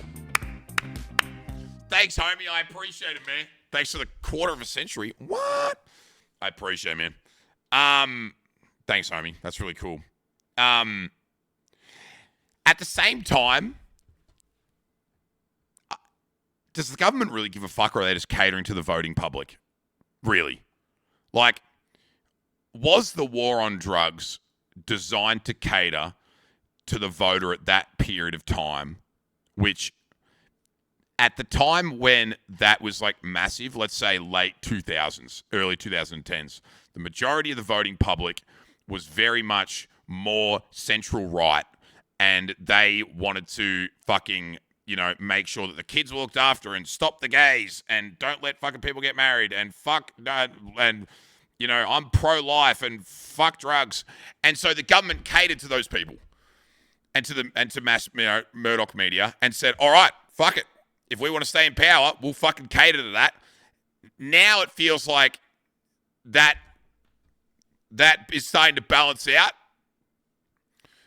And so now the government's not spending as much money because they're like, I don't know if this is going to help us in the voting. I don't know if this is going to help us in the booths. You know what I mean? And so it feels like it's leveling out and people, and like, you know, the left's starting to get a little bit more of a say. And now they're like, okay, maybe we won't just tell everyone that everyone's a crack addict. That didn't seem to, it's not working as well as it did back then.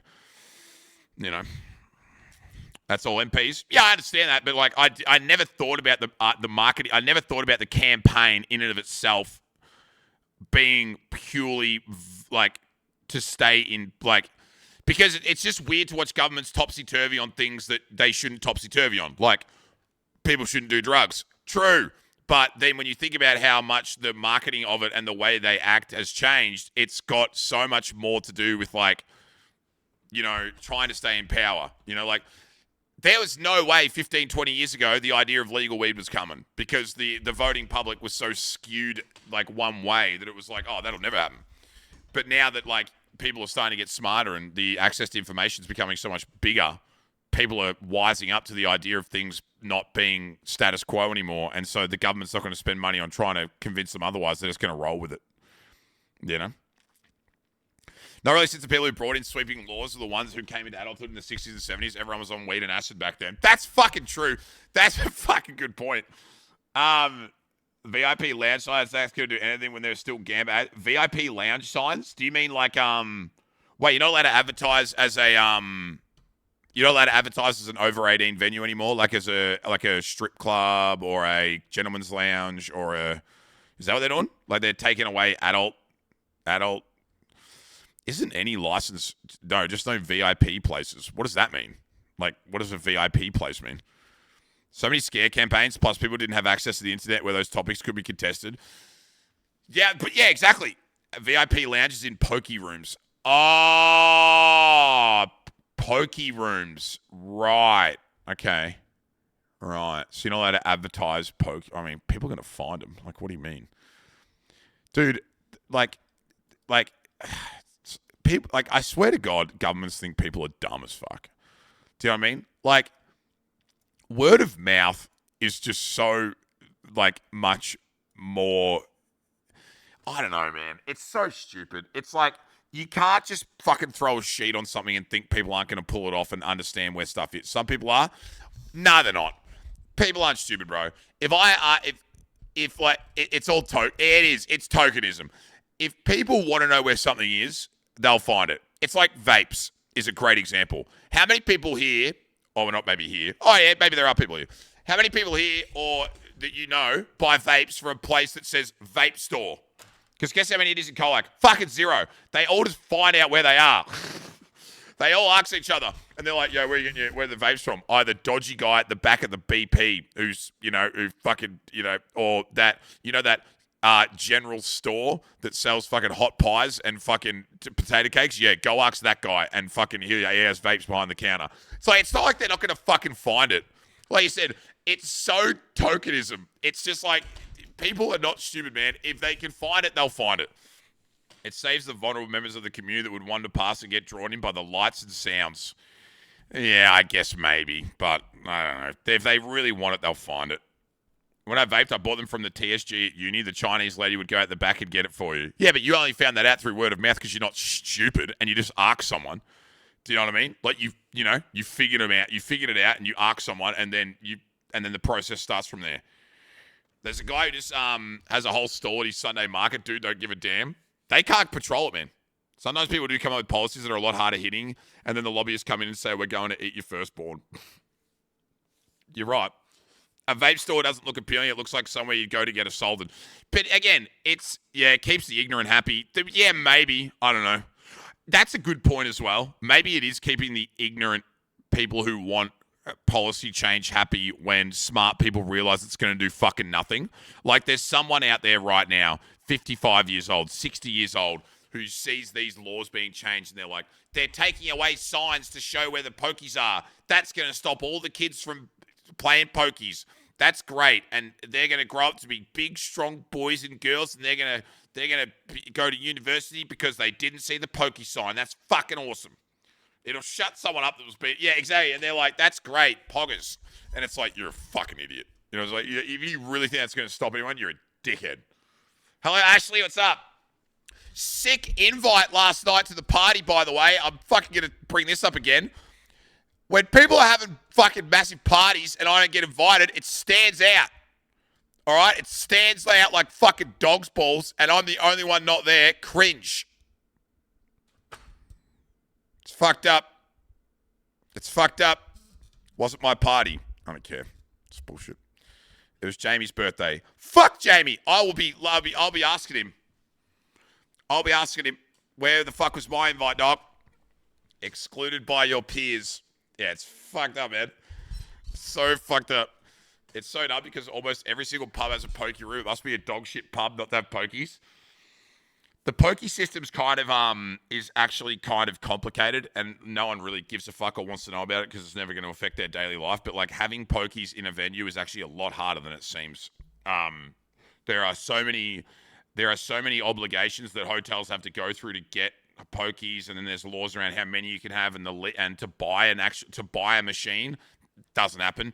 People lease them, so big multi fucking national companies buy these machines and they lease them out. It's really, and you got to pay a fuckload of tax on all the money you make on them. They are a cash cow, but they're not a cash cow to they're not cash cows to businesses that don't own them. They still make money, but nowhere near as much as you think they are unless you own them yourself. And if you're leasing them, they don't make a lot of money. Hello, first-time chatters. I am very happy that we don't have online pokies easily accessible at home. Okay, so yeah, I like that you said that, easily accessible. Do we have any form of online gambling in regards to slots in Australia? Do we have that? I don't think we do. I don't think there's any website. Yes? I mean, we have it. You could, illegal. Like, yeah, you could fucking load up a VPN in 4 minutes or 4 seconds.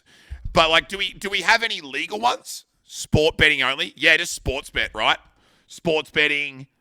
We don't even have, I don't even think we have cards. Do we have cards like poker, blackjack, anything like that? Or is it just sport betting? I think it's just sport betting. Thanks for the follows, man. I appreciate it. Where do you get your hoodie from? It's fab. This? Homie.com. Homie clothing. Hold on, let me check. Stan! Sucked in, bruv. GG's. Yeah, I know. Isn't that so funny? It's so funny. I thought I cancelled this craze lam also Saj no Pepe la. Thanks, dude. I appreciate it. No Pepe la. Do we not have Pepe? Because someone had it, mods. Thanks for the 28 months, man. Appreciate it. This hoodie I bought from this website here, homie.com.au for all your cool retro, not retro, but like cool alternative clothing needs. I'm not sponsored. I have no affiliation with them at all, apart from the fact that I know the guys who started it. That's Marcus. He's from Colac, lovely guy. And all of their profits after expenses go straight to the homeless community in Melbourne. So not only do you get some fucking cool clothes, but you also get to know that your money spent there goes towards the homeless in Melbourne. It's a not-for-profit organisation. It's very cool, and they make some really good clothes. They're up to speed with, you know. It's not bullshit. You know what I mean? It's not just like crap. It's like really. I think their stuff's really fucking cool, and their clothes are like sick. So post the link. You want it? Yeah, this is it here. Those guys are really cool though. And if I ever did anything merch-wise, I'd probably do it through them. And so I'd front the cost for everything and then make sure that any of the money that we made went back to them for their efforts because it's really fucking cool. Yeah, it's really cool. They're great. Yeah. Best and only stream you need. Don't try. So wait, what were we talking about before then? Oh, the gambling. Yeah, that was another thing. I kind of wanted to watch it tonight, but I think it would bore people. But apparently, that dickhead on Twitter, I'll be honest with you, he pisses me the fuck off. That dickhead on Twitter who's like the news anchor for fucking live streaming, that Jake guy. Apparently he interviewed the CEO, the Australian guy of Kick and Steak. Apparently he interviewed him, and I haven't seen much of it yet. But I'd like to, That dickhead on Twitter, you need to narrow it down a little bit. It's just that dude. He's that news guy. He's the news guy who's also trying to be a content person, and he's just like trying to find the middle of like trying to just be impartial, but also try and be like a figure in the scene. It's like you got to pick a lane, bro. Got to pick a lane. Weren't Pokey, XQC, and Hassan all interviewing the Twitch CEO? Dude, I think I'd rather hear from the Kick CEO and hear his feedback, because he's the one who's really under fire at the end of the day. Twitch are getting called out because Kick's good. In all honesty, no one gave a fuck about Twitch being bad until other companies came along and said, Twitch is bad, we can do it better. Do you know what I mean? So I prefer to hear from like the competitor rather than hearing from Twitch, because Twitch are just going to fucking go by the book and say, we're trying to make it better for the creators and we have all these fucking cool things planned out and this is going to be awesome. And Dan Clancy's like 75 years old and no one fucking cares. And it's just the same redundant bullshit. But I think hearing from like the other competitors, because like Kick's fucking weird, but it's working. Hey Andre, what's up, man? I love Ossinox now pretending to be Dexerto. I see that, man. Like I'm in that loop now where it's just fuck. You haven't used the Kick app, then it's pure garbage. They're young, dude. You know, I can show you screenshots of what Twitch look like. Who's got a screenshot? I know people here do have screenshot. Wait, Wayback Machine. Wayback Machine. Does it still work on the archive? Twitch.tv. Browse history. When I first started streaming, I'll show you what it looked like in 2015. I started, this is the day that I started, May 7th. All right? I started on May 7th. Can I load this? Like if I click that, will it load the website? Just gonna give you an idea. How long's Kick been out for? 6 months? 12 months maybe.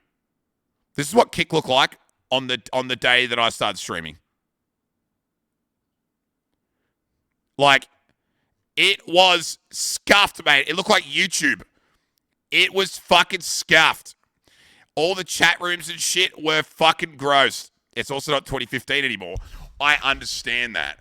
But we've got to remember that, like, you can't just be fucking like the best, like, you know, on pole position in the industry from 6 months. There's going to be things that need to, like, happen, you know? I'm not defending him, by the way, because I'm not going there. But I'm just saying that, like, people who get on their dick about the interface, and who get up in people's shit about, like, you know, that kind of shit. Like, if we go to Twitch back in 2012, holy fuck, man. Like, look at YouTube when it started. And I understand there's like, look at this. Look at this. It can't even fucking load most of the shit. That's fucked. You can't criticize a company in their first year. And like they might not even be remotely close. Hey, Cyber, to being where, like, what about Twitch in, like, say 2020? They probably have changed fuck all. Needs Flash? Yeah, I see that. They might not change, you know, but like this is Twitch 3 years ago. It probably doesn't look a hell of a lot different, to be honest with you. This is like during COVID. So, just before the start of COVID. It probably doesn't look a lot different. For something that's just ripped off the Twitch back end, it really sucks. Yeah, I agree. I think there's also, here you go. This is Twitch 3 years ago. It probably looks, something went wrong. It doesn't, we can't really tell, but it looks pretty similar to like what it is now, right? Can't load it, whatever.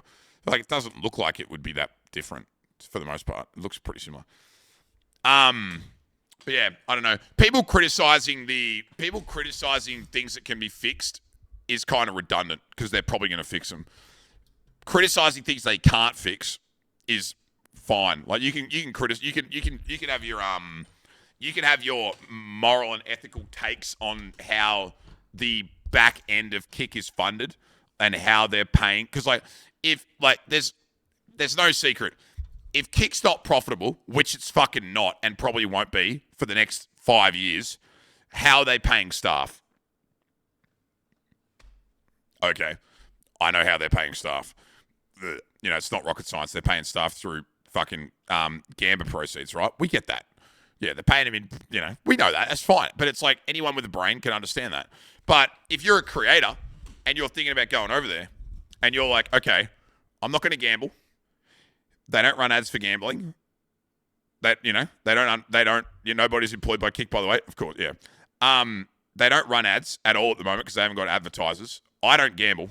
And 95% of all the money that people give to me comes directly to me, and 5% of it goes to Kick / the payment authority, like the payment company that processes the payment.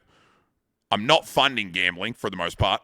I'm, maybe 1% of $8, whatever that is, might go to the company. Stripe, I think it's Stripe that are like taking the 5%. 95% of the money that comes to me in every facet goes into my pocket. And there's no ads on my stream at all, let alone if there was ads. I'm 90% sure they won't advertise steak to an audience unless they're verified to be over 18, which they're not going to do. I could see a world where when it comes to the ethical and morality thing that everyone's arguing constantly on Twitter, it's just like this fucking mouse wheel.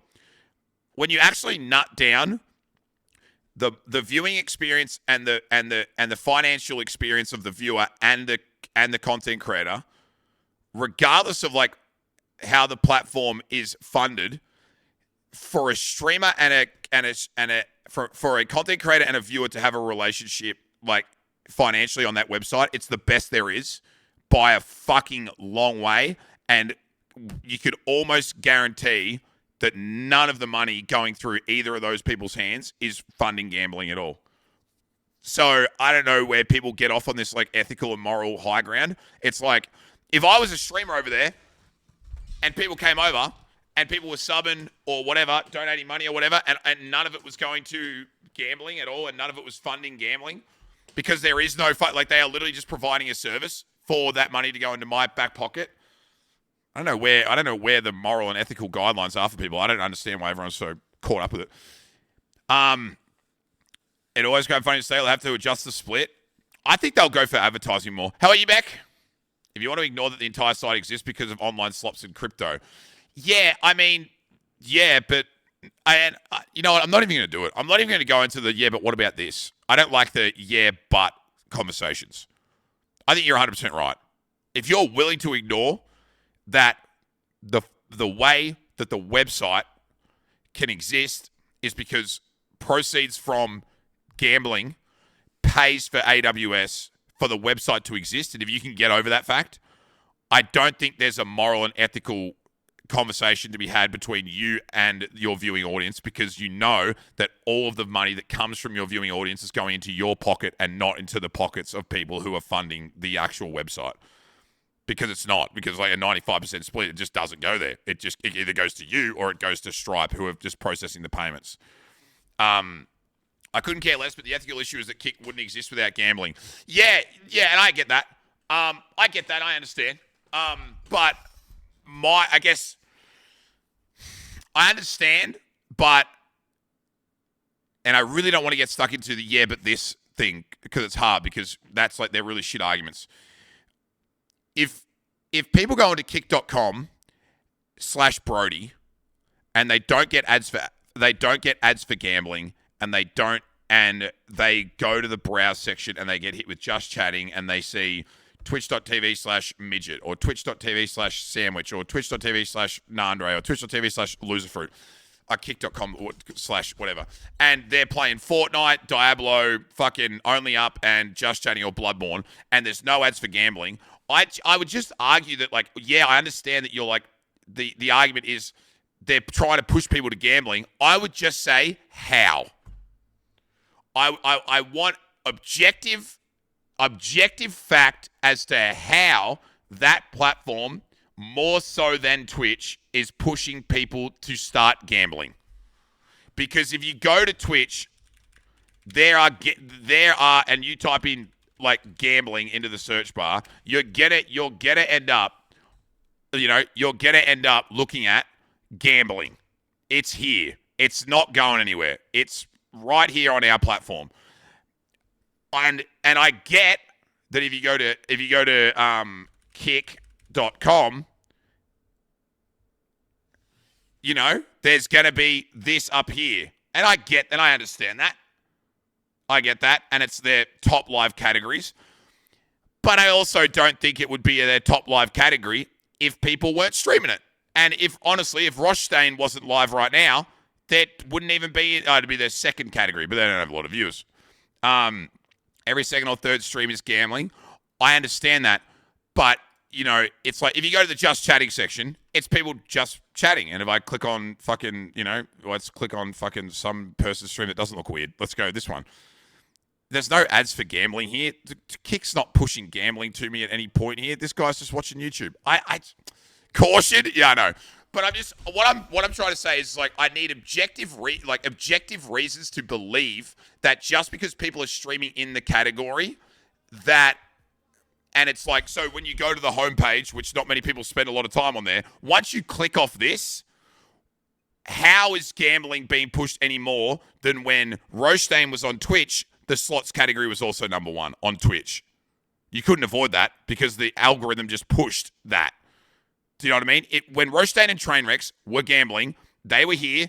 The slots category was number 2 next to Just Chatting. It was no different to this. I just need objective reasoning how this platform's worse than Twitch when it pushes that shit, because I just don't see where it is. I just can't see it.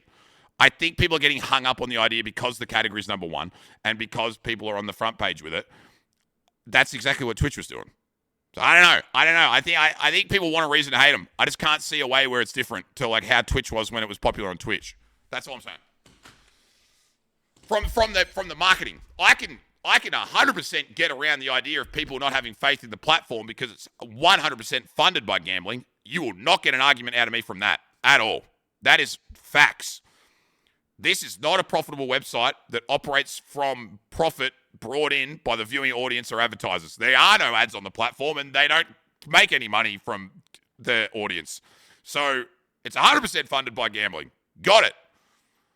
But whether it's funded by gambling or whether it's funded by poor business practice with Amazon or like whatever, the real argument is it's going to turn viewers into gamblers. And I just do not see the objective proof in that yet. I just don't see the objective proof in that yet. And so that's all I'm saying.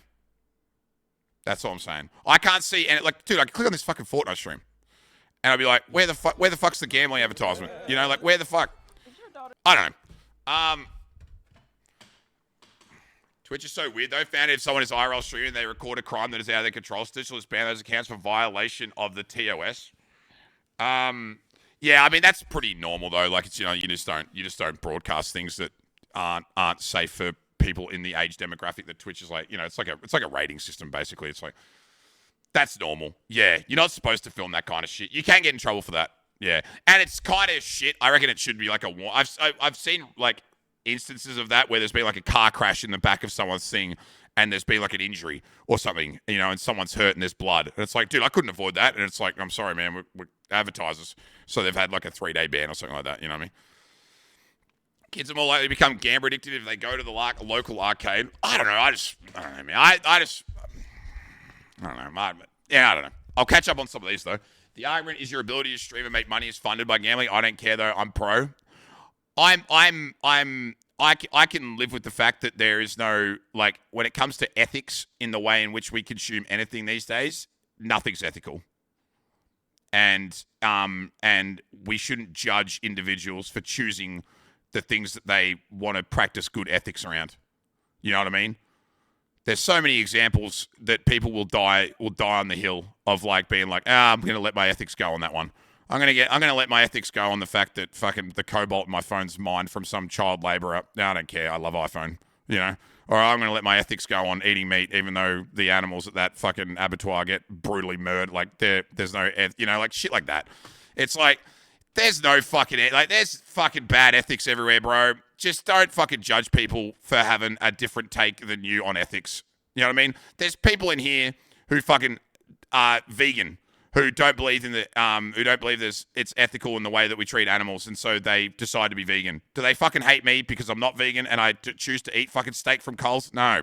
Same thing goes here. It's not hate people. Disagree with them. Have a conversation. Don't be assholes about it. We're all gonna die on ethic hills at some point. The best thing is just to understand other people's perspectives and not hate on them for it. And that's the biggest problem on Twitter and shit with this, is that people just are dying on hills and fucking and arguing with people. It's like, who fucking cares, man?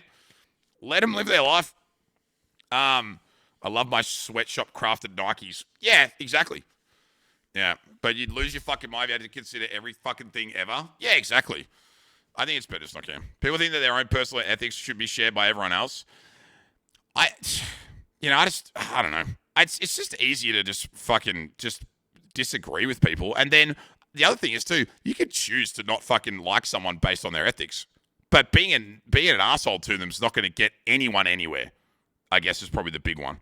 It's like, you don't have to like me. If you think I'm an asshole because if you think I'm an asshole because I eat meat, or you think I'm an asshole because I drink alcohol on the stream and there's kids under the age of 18 here watching me drink booze, or you think it's inappropriate that I talk about my history with drugs or fucking whatever, or I talk about dicks too much, like whatever it is.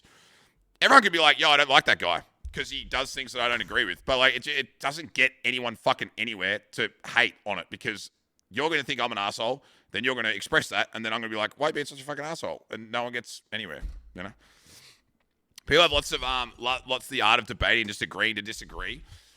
I've lost the art of debating. And yeah, I agree with you. Yeah, I agree with you. It's way more fun when people can disagree and have really good conversations without people getting triggered. That is the most fun ever. Those conversations are so much fun. Yeah. Whatever hill you may be on, I think we can all agree that competition in this is good for the space. If it wasn't for that's a fucking good point, Muskie, and let's just make this very fucking clear. If it wasn't for Kick existing, your favorite streamer on Twitch, the hill that a lot of people want to die on, that this platform's better and that people shouldn't go to Kick, your favorite streamer wouldn't even have the opportunity to get 70-30 split on any income, because Twitch would have no reason to fucking improve it if there wasn't a competitor that could fucking put them back into a corner to make changes to better the content creator. Like, YouTube, I'll give you YouTube, when they did their live streaming deals, helped a lot back in 2020 when they started bringing people over. But you know what I mean? Like, if it wasn't for these organizations existing, and not just Kick, but other other companies, like TikTok, Facebook, all them. If there was no competition at all, Twitch wouldn't get better. They'd have no reason to. They'd have no reason to. They'd be like, nah, fuck it. We'll just do 50-50. No one else is fucking doing it. You know what I mean? Don't need to look far. Taxis, Uber. Yeah, competition's great. And it helps people. Like you said, whatever hill you die on, if it helps, if competition helps everyone and everyone has to, get better, then we can't hate it. You know what I mean? We can't wish the downfall of places, because if all that, oh my God, another one? Come on, man. What the fuck, dude? What the fuck?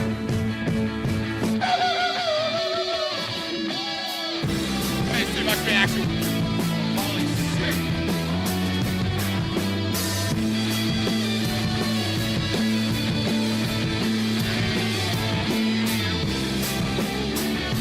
God, I gotta get some water.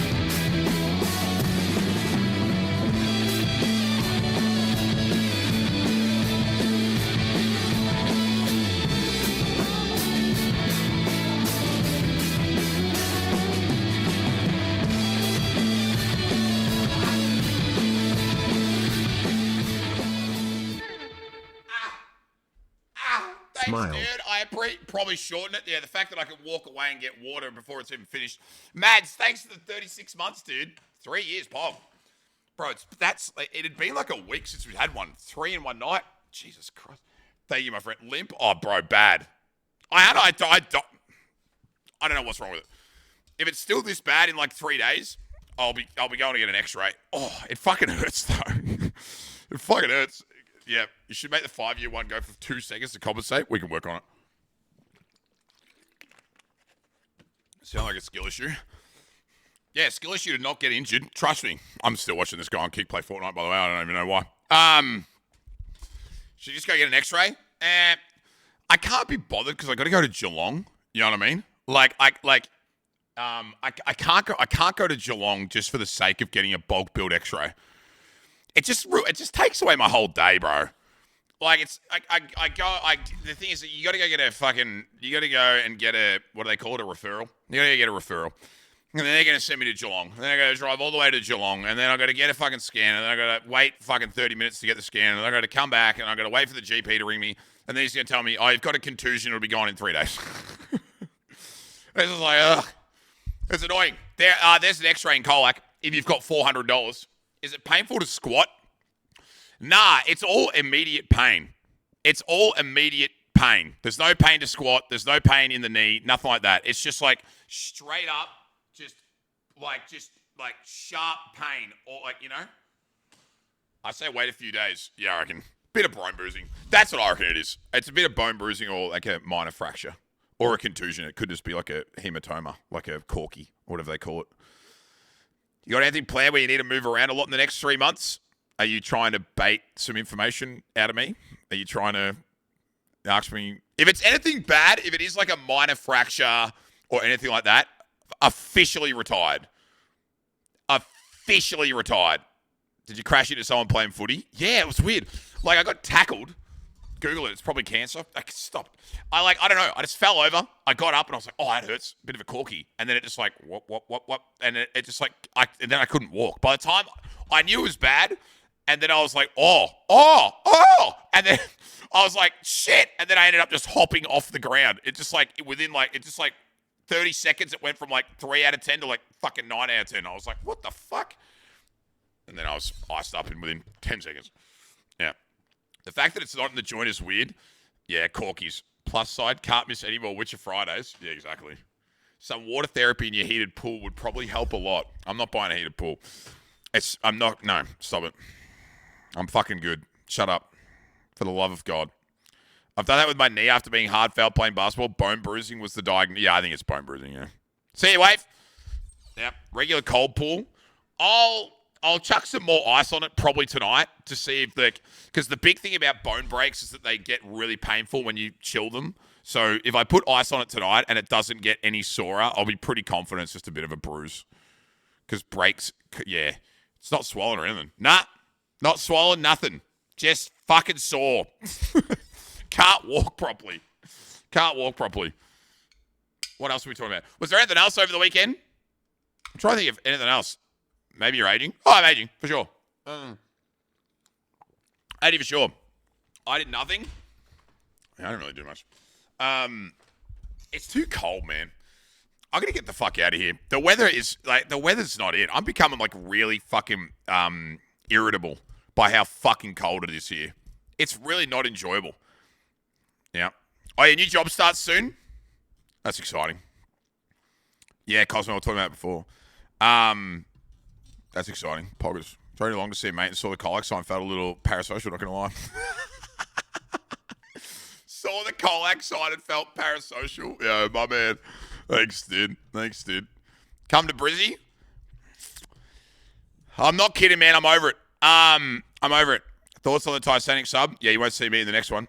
I set up my computer at the office. Are you moving into the new office? The one that Max and Chad got?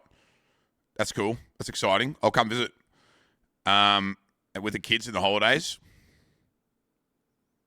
That's where the extra loan money is going to go on land in Washington.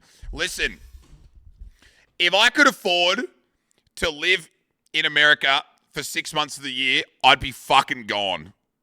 No cap, on a stack, for real. It is so fucking expensive, though. Start Monday at the office, Pog. That's huge, man. I'd be out of here. You could probably do Queensland. Can you get 6 months leases? Maybe you can. It's summer over here. I know, Nez. That's why I'm saying I need to get out of here. Yeah. 6 months in Oz, 6 months in AU, living the dream. But I wouldn't but here's the thing. But it's hard. Yeah. That's all. You wouldn't find the right kind of place. I would really, really, really like if it was, can't Sam just put you up? You reckon she's going to be happy with me just going, hey, so I was thinking about coming over to visit. hear me out, 6 months. Hear me out. Just a quick little 6-month trip. You know what I mean? And you have to see me every fucking day. Yeah, no shot. But like, if I could get over there and have a setup that I could like put in storage and then like go into like, say like a furnished place for 6 months and pay good rent and just live there and have good internet and be able to like do IRL stuff and like just like do exactly what I do here but in another place, that'd be fucking goated. No, Clancy, I would not be going to LA. LA is fucked. Do you want to, dude? Let's do it. I want to show you guys something. Okay, I want to show you guys something. LA is fucked up. What's the rent place? What do you used to rent? What's rent in What's the rental website? What do you look that up? It's not Domain. It's fucking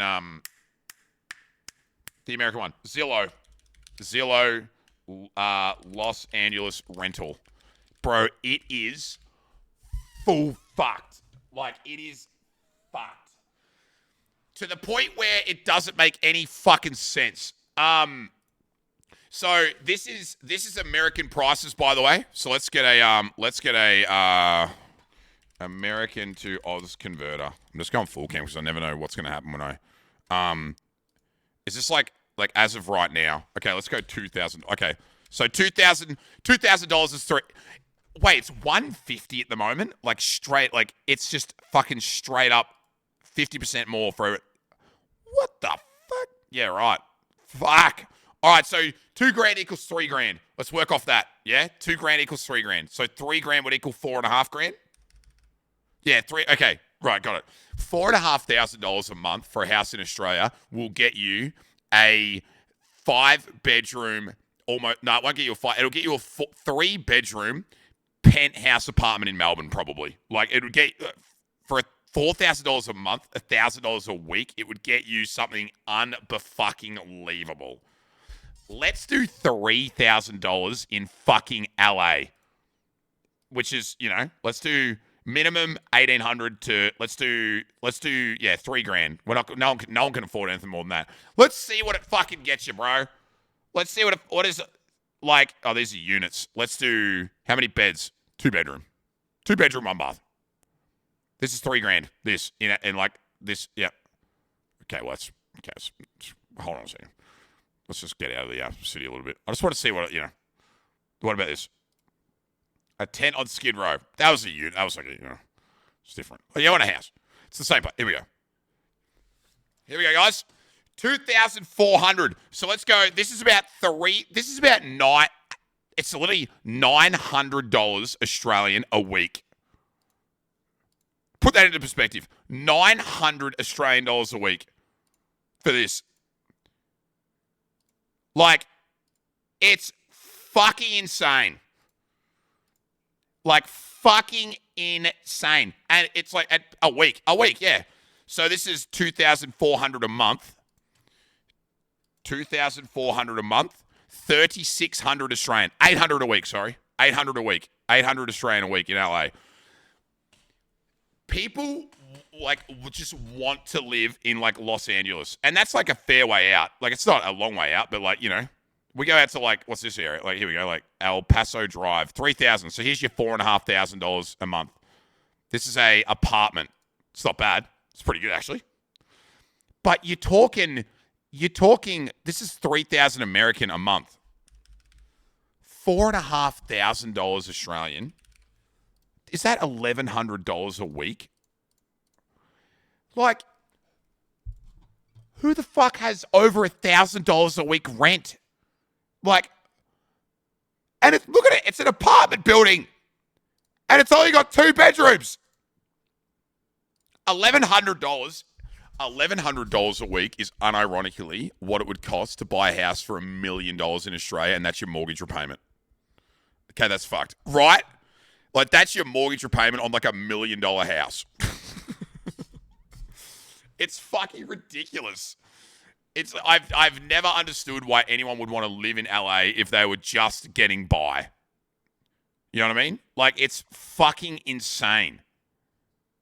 Leave LA? Oh, you want to go somewhere else? Let's go somewhere else. Give me a city in America. Like a good, like not like a New York or LA though. Like a nice area, like Washington DC. Washington, like as in Washington State or Washington State, like you know what I mean? Like where do you want to go? Atlanta. Atlanta's a good one. Atlanta. Let's go to Atlanta. Atlanta, Georgia. Atlanta's a nice city, isn't it? Is this Atlanta? Atlanta, Georgia. Okay. Atlanta, Georgia. Minimum 2 beds. This one's 2,000. This one's 2,000. Full house. Half off second full month's rent. Okay, this is a shit photo. All right, fuck this one off.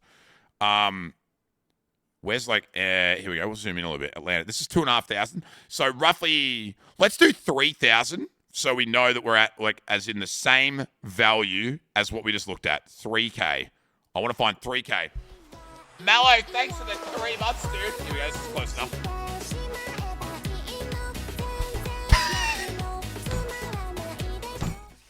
Mallow, thanks, dude. I appreciate it, man. 3 months. Oh, no. Thanks, homie. This is what the same amount of money will get you in Atlanta, Georgia. A fucking 3-bedroom, 2.5 bathroom mansion with a foosball table. Oh, I see the rent videos in New York with crazy. Oh, New York's crazy. I ain't no weeb. I don't know, man. The alert says otherwise. How's the world map mural? Look at you see the difference. And Atlanta's not a small city, but the difference is that is a full house, not an apartment building with 2 bedrooms.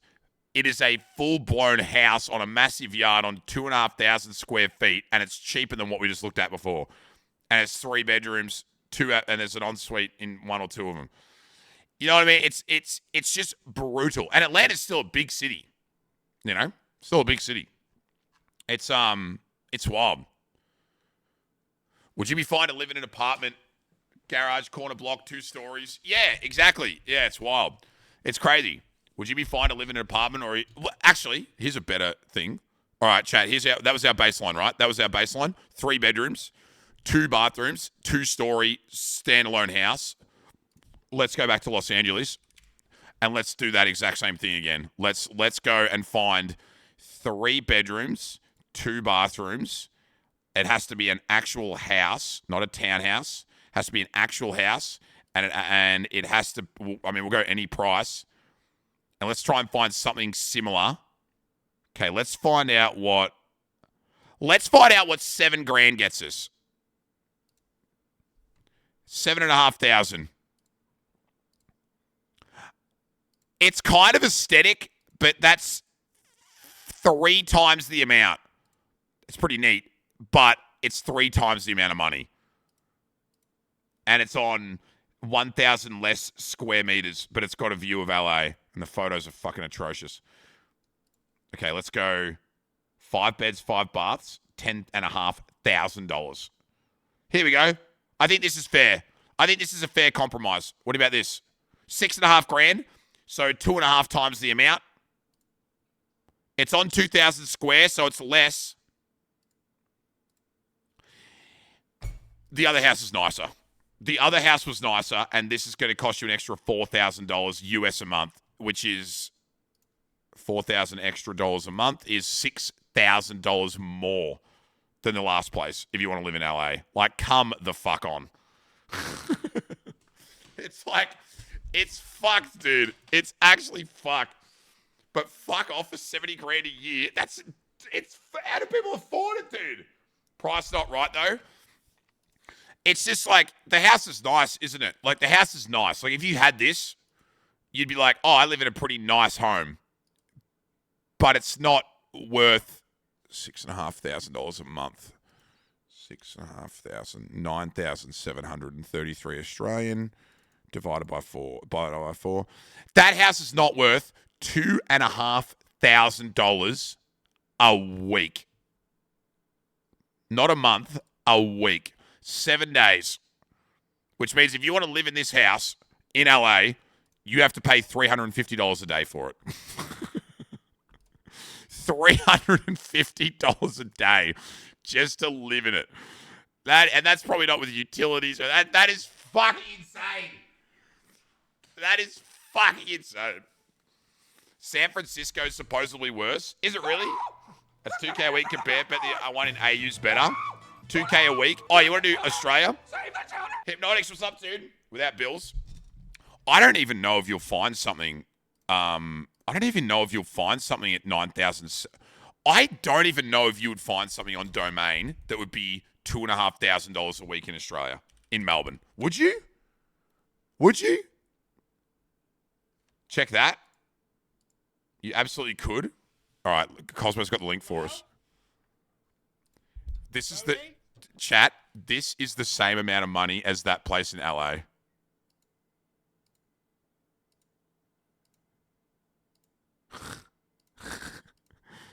The same amount. The same amount of money. It's a mansion, bro. It's a legitimate mansion. That's Turak. Dude, like, this is 2,500. This is the same as that place in LA, and it's fucking. Yes, thanks, man. It's full fucked, like, specialty builds, grand design shit. Like, it's got a fucking pond in the backyard. That is fucking insane. It's insane. Turak is where the guy from Steak has an $80 million mansion. $80 million mansion? This game called Life is broken. Legitimately broken. Legitimately broken. Legit broken. I don't even want to know. This is 6,500. Like, even this in Beaumaris, 4 bedroom, 4 bathroom, same price as this in LA, by the way. Same price as this. I'm not saying this house is bad by any means. I'm not. I am saying that bathroom's a fucking disgrace. That's what I'm saying. I'm not saying that this place is a bad house. This is the same price as it. This is the same price. It overlooks the ocean, and it has a fucking pool. And look at the place. That is fucked. That is absolutely fucked, dude. It's got pools everywhere, 4 stories. Bro. Turak was a good game. Churro. Yeah. See you, Joe. I miss browsing houses. I think it's just like cool to get an idea of like where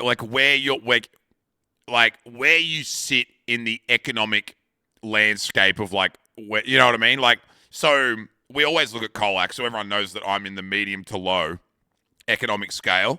New York is, I think, I'm going to go hazard a guess that New York and places like maybe Tokyo and, where else? Tokyo, New York, like the London. London's pretty crazy.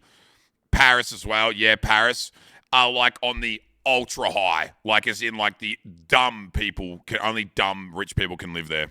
Dubai as well. Hong Kong is probably number 1, really, in terms of like just dumb as fuck amount of, like only the dumb rich people can live there. But we're all on a scale. Like, everyone's on a fucking scale. I hear Toronto, like, maybe Toronto is pretty expensive as well. Maybe because of its vicinity to New York. But, like, everyone is on a scale of, like, where they fit there. And all of us are different, you know? All of us are different. Some people here probably don't realize how far their money could go if they moved an hour away from home or a couple hours away from home. It's pretty crazy.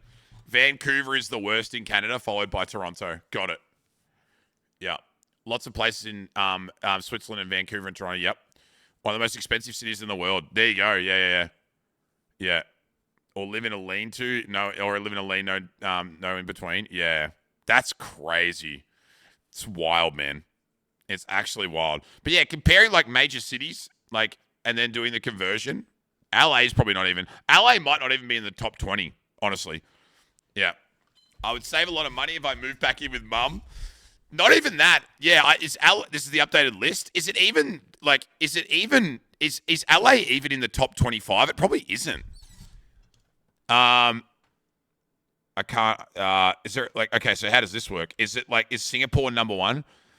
So Singapore ranking, okay, so Singapore, Shanghai, Hong Kong, London, New York, Monaco, Dubai, Taipei, Sao Paulo, Miami, Bangkok, Jakarta, Paris, Zurich, Tokyo, Milan, Sydney. I disagree with Sydney. Like, I understand it's expensive, but you can get I know we can't just compare housing, but like Sydney, you can get something very relative to LA for cheaper, in my opinion. Yeah, it's a large range. I feel like that's probably not. It's closer, it's closer than Melbourne for sure. To the prices than these places. Crazy. I do believe that it's crazy that they think that Sydney is more expensive than LA to live though. Comparative. But would this take into account the average wage as well? I guess, yeah. City's so varied in rent. Yeah, true.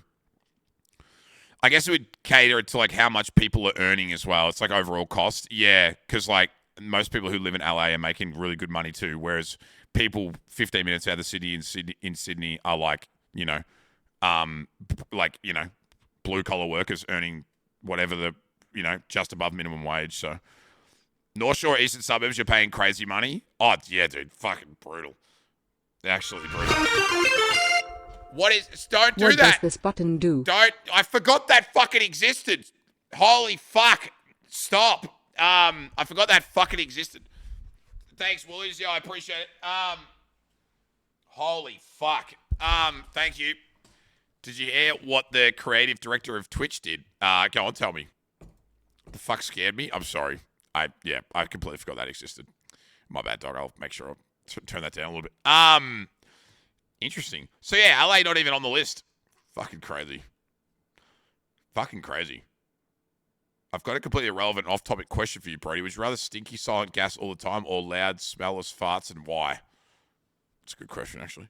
It's a great question. I feel like you can always blame someone else for farts smelling bad. And when no one owns up to them, there's no way of proving that it was you. Do you know what I mean? Whereas if you do loud farts, no one cares if they can smell it or not. They're still judging you for the fact that you farted out loud. So I would say stinky silent. Stinky silent. Because I can always blame someone else. Yeah. What's your going nuts about hype chats on Twitter is hilarious. They're going to take away my dono links. No one's there. Were you here the other night, Shag, where we spoke about it? How that doesn't make any sense. It makes sense if people are stupid enough to, not stupid enough, but at the end of the day, if someone's willing to give you money, they're willing to give you money. We had a pretty, not an in-depth conversation, but at the end of the day, it's viewers are giving you money, and if someone wants to give me $10 just for giving me $10 and just say, hey Brody, appreciate it, man. Here's $10. Dono. Alert comes up. Text to speech. Hey man, appreciate it. Unreal. But if they want to have the added incentive of having it pop up on stream and then have a pinned message and all that kind of shit, it's up to them to decide what they want. No one's stupid enough not to realize the difference. Anyone who's even remotely educated understands that if they spend $10 on something, that if it's not a direct PayPal transfer on Twitch, then they know that the processing has a fee to it. And for a hype chat, it's 70-30. And so the consumer buys into the idea that they of that and understands the fee involved. And that's just what they want. And at the end of the day, I'll be honest with you, it's not up to the creator to get angry about it or to get angry at the fucking platform for integrating more monetization options. Creators should just be fucking happy that anyone's spending money on them in the fucking first place. If I'm being honest. If someone wants to fucking spend $10 on you, whether it's a couple of gifted subs or it's a fucking pinned message or it's a dono or it's a fucking bought something off your throne wish list, they're fucking spending money on you that they don't have to spend in the first place. So why are you getting fucking mad about it? Shut the fuck up. Shut the fuck up. And just stop complaining, mate. I think our consensus was we liked the feature, but the split was a bit much. Yeah, that was out. Yeah, absolutely. I don't think it costs Twitch 30% of the amount of money that they're going to make on Hype Chat to integrate the system. So I think if it was an 85-15, 90-10 split on Hype Chat, I could really get around it. I could be like, that's fucking cool. Because I think the consumer is happy to waive a bit of the money that comes to me to have their message pinned, like how Mao did like 150. What did he do? He did $170, and he got his message subscribed to Mao pinned at the Chopper chat for an hour.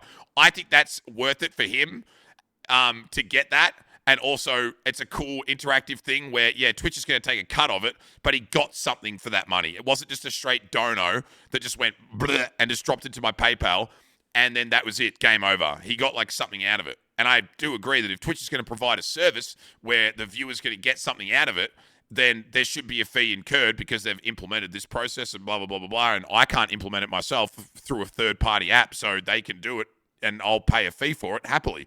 I just don't think that 70-30 is fair. I think 85-15 or 90-10 would be like in the sweet spot where creators wouldn't shit the bed over it. But, see what happens. See what happens. You know what I mean? And you can delete the messages. Yeah, you can just, yeah. I didn't know a whole deal, but I think their fees are just like bits, so maybe the reasoning. Yeah, I get that. Yeah, I get that. Mate, yeah. I don't know. It's because it's a new way of driving money. I feel like it wasn't already there, and they already weren't taking cuts off pay. They already can't take cuts out of PayPal. So if you're trying to break into the market of donations, then I don't think a 70-30 split was the way to do it. I think the split like a 90-10 or an 85-15, and then reason that the reason there's a 10% or 15% thing is the processing fees of the physical cash, but also the implementation of the service of having the hype chat and how it all works would have been fair. And then you could have also gone at YouTube and been like, hey, why don't you do 70-30?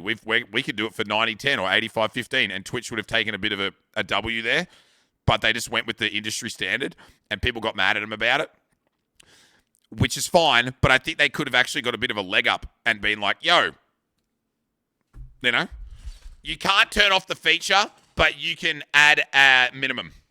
Yeah. They charge the fees on top of the 70-30. That's too much.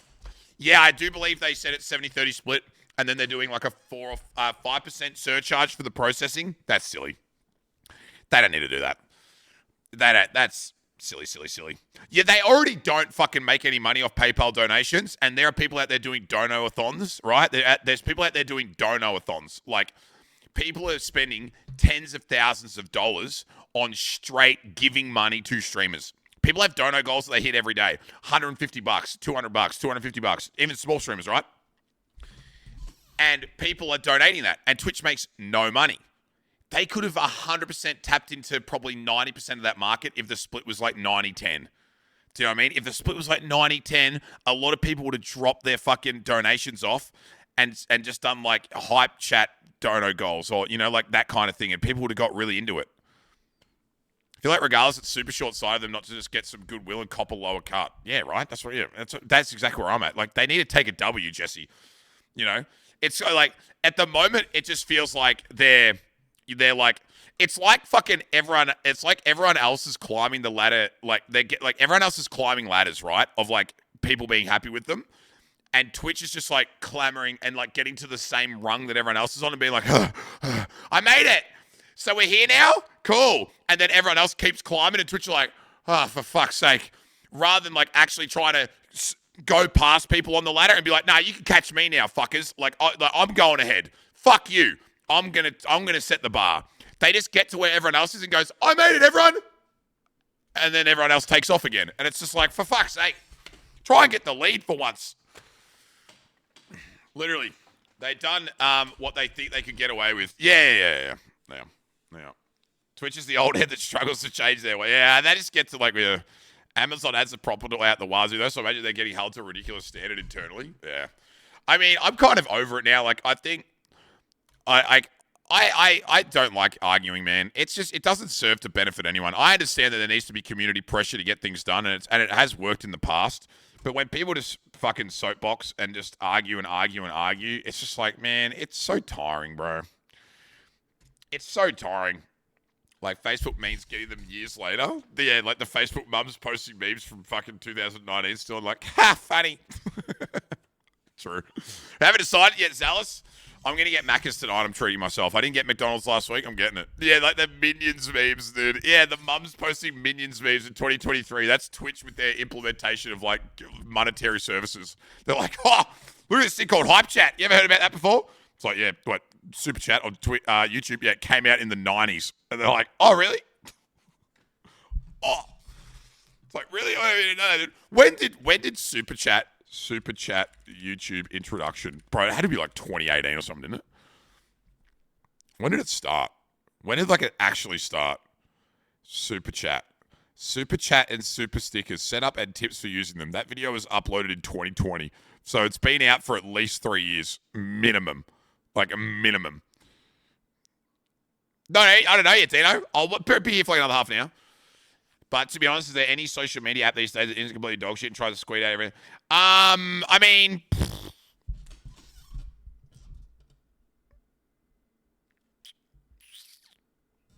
bro, you know what? I think advertising is like dude, I don't really mind.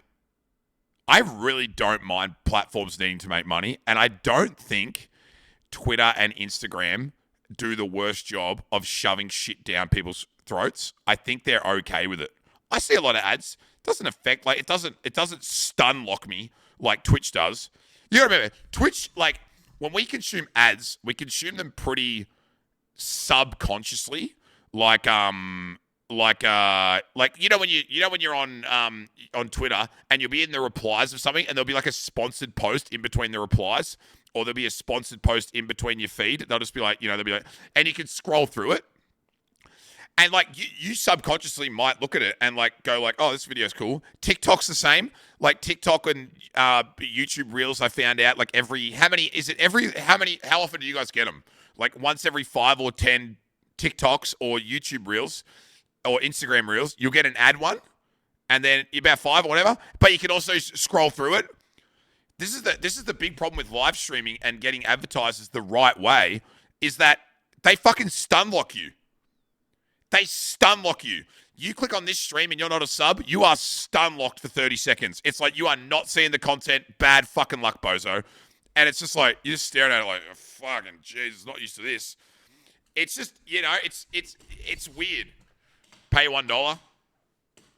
Like, that's why I think like things like Twitch, like I think the integration of advertising in live streams is really poorly done. It's just so backwards the way they stun lock people into watching ads. Like, whereas like a lot of platforms do it a lot better. I don't see YouTube ads shorts. YouTube ads. I mean, you get like the YouTube ads on normal videos, though, like mid rolls and shit. I'm waiting for them to fuck Turbo Switch. No ads, half as many ads. I don't know. I think I don't mind the idea. I don't mind the idea of like Twitch adding like a way of integrating time-based ads that can be controlled by streamers that maybe do like a picture-in-picture or something like that. Like this stream is brought to you by Modelo. Drink Modelo for blah, blah, blah. And I'm still in the corner and maybe the audio's like 50-50 or something like that. So like you can still be there and you're not breaking the immersion of people, but it's like advertising when it comes to live streaming. Advertising when it comes to live streaming is really different because live streaming doesn't allow the element of pause. When you watch a YouTube video, the YouTube video doesn't play until the ad's gone. And then when you get a mid-roll, the video stops and then it picks up after the ad read. Like, you don't miss anything. But in live streaming, when someone's playing a game and they run 3 minutes of fucking ads, you've missed so much shit that your immersion is completely broken, and 90% of people are going to click off the fucking thing and not even watch it anymore because they're like, well, I missed a fuckload of everything, so why the fuck would I want to watch this anymore? Because like every time something good's about to happen, they run fucking 5 minutes worth of ads on my ass. I'm out of here. It doesn't make sense to stun lock the viewing audience when the content doesn't get stopped with it, is what I'm getting at. On YouTube, just having this skip button with a countdown issues, but it still gets the ads across before you're focused on that. Yep. The only two shows I actually watch I'm sub to, that's all I need. Yeah, I get it. But a lot of people can't afford it. I don't get how pre-roll culture isn't embedded in the website by now. I mean, you can choose, right, to have You could choose to have pre-rolls, I'm pretty sure. For the footy, they split the screens 50-50 with ads in live play. Yeah, I think they should just do that. The 15 seconds and below you can't skip, but it's like, I'm sure like 15 plus seconds you can, but Twitch be paying 3 minutes of ads with no skip. The thing is with the no skip thing, Flight, is that it's hard. They don't have skip because they have to get their value for second ratio, right? And like, so I cannot tell you how much I hate advertising on like and watching ads on Twitch, and that's why I pay for Turbo, because like it's I understand that streamers need to run ads to make ends meet. I 100% get it. But this blind ignorance to think that you are not sending away thousands of viewers a month who will not come back to your stream by running multi-minute long ad rates to make that money is like beyond my comprehension. Like the amount, like, so people with like 300, 400, 500, maybe 1,000 viewers who are running 6 minutes of ads an hour would be getting probably in anywhere between 50 to 100 unique viewers, not necessarily new viewers, but 50 to 100 unique viewers coming in and out every hour. And also maybe more, maybe close to 200. And then there's stayers, you know, I bet you there's, I mean, we could do a test run right now. I don't know exactly how many viewers we have, but type 1 if you've clicked on this stream in the last 10 minutes. In the last 10 minutes. Whether you went and came back, like you've only been here for like 10 minutes. Like, Matt, you know, like 10 minutes. Like you went somewhere else and you came back, right? Okay, sweet. Good example. There's at least 6 of you here right now, right? 6 to 10 people. Maybe clicked off and then came back. Imagine if you do that and you run 3 minutes of ads every 10 minutes. That many people are now leaving who just type 1, or a majority of you. Because you've got here, you've been here for 5 or 10 minutes, and now you're watching 3 minutes of ads. That many people are fucking gone. And you do that 3 or 4 times an hour. Think about the amount of fucking people that you're ostracizing from the growth of your community if you're running so many ads on them. And I'm not blaming the streamers because they've got to make money. But the platform can't grow when people can't enjoy the content on the platform the way it's meant to be enjoyed. It makes no sense. No one would watch live sport if in the 5 minutes of the last quarter, it cut to 3 minutes of ads and they came back and the game was over. Everyone would just be like, I'm not watching this shit. Like, I refuse to watch it. My viewing experience is ruined. I don't like it. I'm fucking not watching it anymore. I'll find something else. I'll just check the highlights after the game then, because this is just ridiculous. The same metric works for live streaming. People get frustrated with the way that they view the content and they don't want to watch it anymore. So it's half on the creators to find other ways to make money, and then it's half on the platform to find ways to integrate advertisers without ruining the viewer experience. And right now, both of those things are dog shit. Streamers have to run ads to pay rent, and it completely fucks their growth potential on the platform. And Twitch makes them run them in a certain way that forces people to click off streams rather than watching the ads, and then eventually gets them to the point of being like, I don't even want to watch this shit anymore because I'm not going to sub to every channel, or I don't want to buy Twitch Turbo, or I can't afford it. I'm young, I don't have a job or whatever, I'm unemployed, or I'm financially hamstrung because I got a home loan or whatever, and they can't enjoy the platform because they don't want to pay money. I just don't think that's right. And I just don't think it's done in a way that helps both the creator or the consumer. I don't understand why they don't run an ad in place of the leaderboard at the top of the chat at predetermined intervals. It doesn't interfere with chat and it still allows it to run. Yep, banner ads like that across where the gifted and all. Yeah, 100%. Yep. If you ran heaps of ads, would it really be that much more money in your pocket as a streamer though? Unless you have a contract, huge money. I've talked to probably at least 5 people in the last year that have a similar view count, concurrent viewers, you know, whatever, to me. And they would tell me that their ad revenue would be almost equal to their sub revenue every month if they ran 3 to 5 to 6 minutes, 3 to 4 to 5 to 6 minutes of ads every hour. It would be almost exactly the same. Like 1 for 1. So if they had 1,000 subs or 1,200 subs, they'd be making that kind of money off ads as well. Yeah. There's not a lot of screen space on mobile, so they want to be serving video ads literally via pre-roll. Yeah. I mean, I don't mind the idea of pre-roll. But at the same time, you can't make enough money on a 20-second pre-roll for each viewer. So you have to run minutes worth of ads. Like, that's the only way to do it. But how many would they lose by doing that? Of course, 100%. 100%. The reason, I think the reason that this stream here doesn't see like that massive fluctuation in viewers across like an 8-hour stream is because we don't run ads. I could run 3 minutes of ads right now and I guarantee the viewer count goes down by 50. Because people are going to go, fuck off, dude. I'll come back in 5 minutes, but like, I'm not watching fucking 3 minutes. Like, you know what I mean? I'm not going to fucking do that. And that's why we don't see like that massive, like, apart from when we play games that no one likes. It just, no one wants that experience. Yeah. It's like you put too many ads on the stream will kill the channel. There is a Brewmaster streams. Yeah. I guess the balancing act for most streamers is my channel in growth, and is the financial gain I get from running ads worth the trade-off of growth? So like, let's say I started running ads every hour, 3 minutes of ads every hour, right? To make an extra $1,000 or $1,500 a month, right? Let's say I did that, but my viewership went down by 20 the first month on average. And then the next month it went down by another 20. And then the next month it went down by another 20. And then 6 months time, my average viewership's gone down 100, but I've made, say, an extra 10 grand in 6 months. I don't think that's a good trade-off, to be honest with you.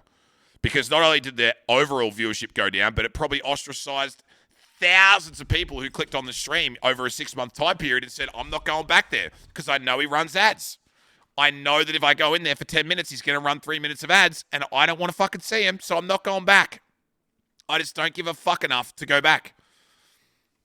Yeah. And now you've lost 10,000 in sponsors because, and that's another point. Wally makes a great point. Now because my fucking viewer base is smaller because they're sick of seeing ads, now my CCV for external sponsors has gone down because what do sponsors care about? Sponsors care about concurrent viewership. And so my concurrent viewership goes down because I'm ostracizing the non-subs with ads. Now my opportunity for external sponsors has gone down the toilet as well because now I'm not doing as well. Hey, Monk. Yeah. So I talk about getting ads properly on VODs clips and getting brands, esports, sports, cutting Twitch in their ad revenue so pre-rolls nets you more for less. Mm-hmm. Any way to increase the viewer experience, man. No shit. I'm telling you. The only time I don't mind ads is when the streamer heads off for a break. Yeah, I mean, if I ran a 1 minute ad every time I went to the toilet, I don't think people would care. Because I could literally be like, I could call it like toilet rent money and fucking run off, and everyone would be like, you could make it a meme, we'll probably be back before the ad stops, or something like that. People wouldn't give a fuck. I don't want to do that because it's too much work and it also still feels a bit grimy. But you could do something like that and people wouldn't care too much. But I think the shameless running of like multi-minutes worth of ads every hour is really hurting a lot of, is hurting not just the platform, but it's hurting content creators as well. What? Real new sub! Real new paid sub. And honestly, it's great for the channel, but it's pointless if you want to avoid ads because we don't run them. Thanks, man. I appreciate this. It's really kind. Thank you very much. It's a shame you can't put ads in when you want to get something within your stream you want to. Like if you had a toilet break and hit go, you can. Hey, Das, what's up, dude? Galvanize. You can. I can run an ad right now. Right now, I can run an ad. A 1 minute ad or a 30-second ad, I can run it right now, and the non-subs will get it. What a lot of streamers aren't doing, though, is they're not allotting, they are allotting time periods for ads, but I got a promotion at work. Give 5 subs then. No, you don't have to. I thought it would ask payment method, but it just paid. I don't know where the money is going. Nice, dude. What was I saying? This is going to sound really fucking harsh. Is it harsh? Operations manager? Let's fucking go. I don't know if this is going to sound harsh. It might sound harsh, but I think I'm just going to say it. If you're a live streamer and you run 6 minutes of ads every hour, for example, you've got to allot 10% of the time of your stream to doing nothing. essentially. If you're running ads where there's no content being created or there's no good conversation happening or there's no gameplay, that's a lot of time, an hour. Like, you know, it's like every 10 minutes of a game, you're going, right, okay, guys, let's all sit in silence, got to run an ad. You know what I mean? Or like every hour, you just go, all right, guys, no more gameplay. Everyone sit here. I'll be right back in 6 minutes. I'm running 6 minutes of ads. Do you know what I mean? Like, you just go, nah, fuck it. You know, just like, nah, I'm running ads. I got to make money. Fuck you. And it's just, I don't know. Like, it's not having a go at the creators, but it's like, you know, ad time, everyone sits still. Hey, Uniques, what's up, man? I don't think they think of it that way, though. I don't think so either. They just go ads, rip, bozo. That's the other thing, too. I think a lot of the time, they just fucking have ads set up to run 1 minute every 10 minutes. And, like, it literally could be a situation where, metaphorically speaking, in terms of content, it's like metaphorically lifting your shirt to here and being like, and here's my titties, and welcome back to Kindle, the application where you can read your favorite books online without the need for... And they're like, I was about to see the titties, what the fuck? And the ad just runs, and they're like, dude, they were just about to win the game of Fortnite. They were just about to beat Only Up. I was just about to see the streamer's titties, and a fucking ad's on. What the fuck is going on? They just, like, don't... Yeah, like Shags was saying, it's just like, oh, yep, the ads are coming. Fucking sucked in, idiots. And it's, oh, man, it's so brutal. You know, it's just like, that's fucked. But again, what the point I was making, which is in regards to what you're saying, Shags, if you're not doing it that way, you need to allot 6 minutes every hour or 1 minute every 10 minutes to acknowledging the fact that there's ads running and doing essentially nothing so people don't leave or don't feel like they're missing anything. And that, to me, is not the way to run a live stream, in my humble opinion. But again, get your fucking bag. I don't care. You're probably making more money than me. G fucking G's. But it just, to me, it just doesn't feel like the way you should run a stream. Is like being like, okay, it's fucking ad time. Everyone sit tight. We're just going to play some fucking cozy elevator music. They have 6 ads in a row. I don't know if they even answered. Yeah. Remember when you played some Fortnite with Fasty after a raid one night? There was a guy in chat losing about the ads because he was so into the mildly flirty convo and he was missing out. Really? I didn't even see that. Like, so she, like, an ad ran on her channel and he was, like, losing his shit because he couldn't hear it. That's fucked, bro. That's what I mean. And, like, people get angry about it, man. And they fucking deservingly should, because there is no other platform where ads stun lock you from content that you are going to miss. You know what I mean? Strop, thanks for the 18 months, man. I appreciate it. Thanks, homie. I agree. Thank you, dude. Fucking ad, she was going to say something sus, right? Like, you don't get stun locked from content on any other platform. Content stops, or it doesn't even start until the fucking ads are done. But on Twitch and other streaming platforms with ads, you will miss the content because the content doesn't stop and the ad overrides the content. And that is my biggest fucking gripe with it, is that people are missing shit and they're fucking mad about it. And that is not good for the platform or the creator. People shouldn't be mad that they're missing shit or feel like they're being left out because ads need to play. I fucking hate it. I fucking hate it, mate. The Taiwan clip of the viewer complaining about ads is the funniest Twitch clip I've ever seen. I mean, again, get your bag. I don't care. Would it be safe to assume that a streamer that runs multiple blocks of ads per hour is supplementing their income with the ad? People got to make money. Shame. They got to make. Dude, don't get me wrong. I'm not saying that a streamer who runs ads or Twitch needing to run ads is a bad thing. The platform needs to make money, and the way the platform makes money is by streamers running ads, and then they pay a subsequent amount of money to the streamer for running said ads. It works that way. Ben, what's up, dude? Thanks for the bits, man. I do, bro. I have no ill will or anything towards the platform for needing to run ads, or the streamers for needing to run, or the streamers needing to run ads for the platform for them to also make subsequent money to pay their rent. Get your fucking bag. Not even your bag. Get the fucking money that you need to put a roof over your head and to power the fucking microwave and to power the fridge and to be able to, live your life and put food on the table. 100% agree with it. What I don't agree with is the way in which it currently needs to work, where the person who hurts the most is the viewer because they're getting soft locked from content. That pisses me the fuck off. It's not the ads aren't the issue. It's the implementation and the UI. I 100% agree. 100% agree. I find it to be a passive-aggressive way to be like, don't like ads, just sub. Well, I mean, that's I was going to bring that up earlier, but I also don't think that's fair to bring that up because every single person who consumes content thinks differently. So it's not fair enough for me to sit here and say, oh, guys, I'm running ads, and if you don't like ads, sub to the channel. And then me assuming that everyone else thinks the same, that like, oh, yeah, that's fair. I like the content, I'll sub. I don't think that's fair to think like that. It just generalizes too much. I think you've got to look at it in the way of the non-sub. I think the best way to look at ads and the best way to try and find the happy medium between running ads and also not soft-locking content is think about the people who can't afford it.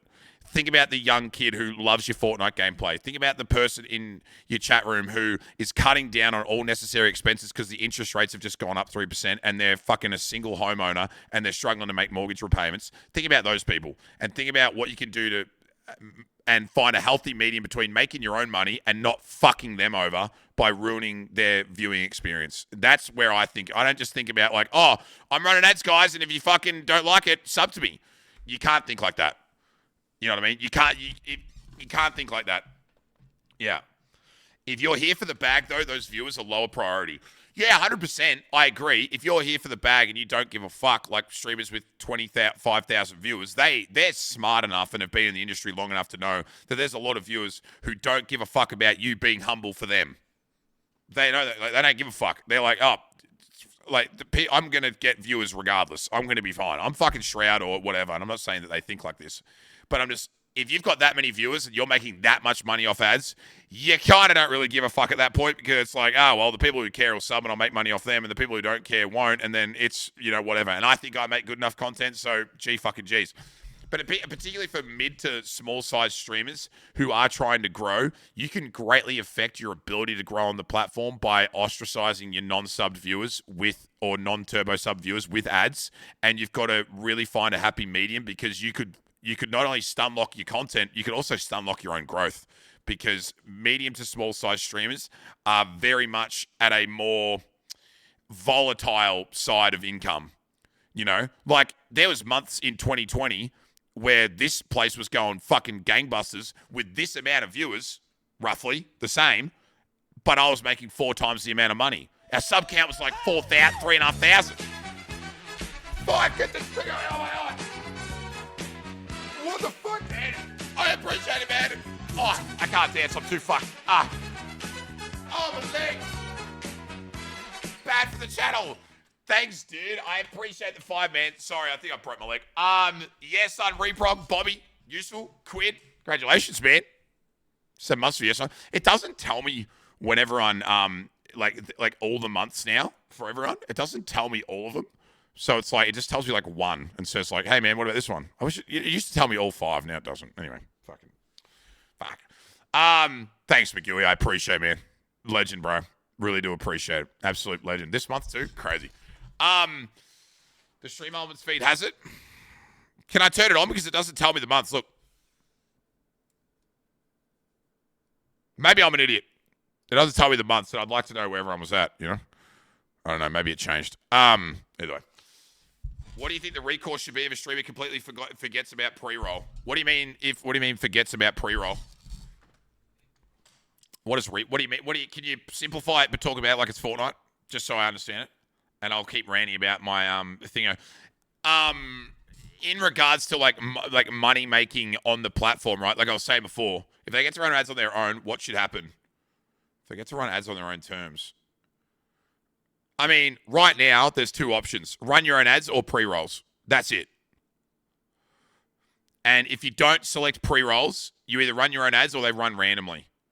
You can turn it on. I can show you if people want to see what it looks like. It's basically like enable pre-rolls or you run ads, at least one ad, or we'll just throw one in randomly.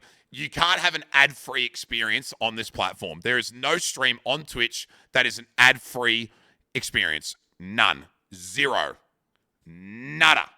And the only way that I've found to make it fair is to enable pre-rolls, because it means if you come to the stream, you're going to get an ad. But after that, you will not fucking see one.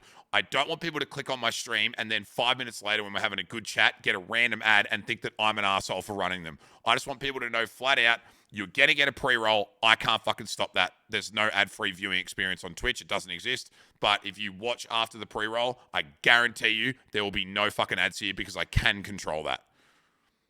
So if you want to fucking come in and out of the stream, I suggest just fucking mute the tab and go somewhere else. But I promise you won't get an ad after that. That's all I can do. That's the best I can do because there is no ad-free experience, unfortunately.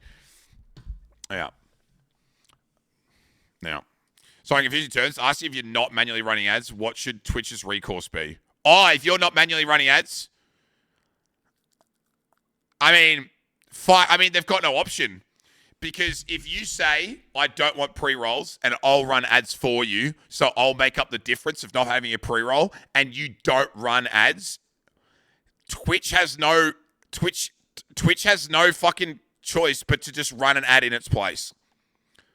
So if streamers are stupid enough to say no pre-rolls, I'll do the ad thing to make up for it, and they don't do it, Twitch has no choice because they've got to fucking get their ads played. That's just how it works.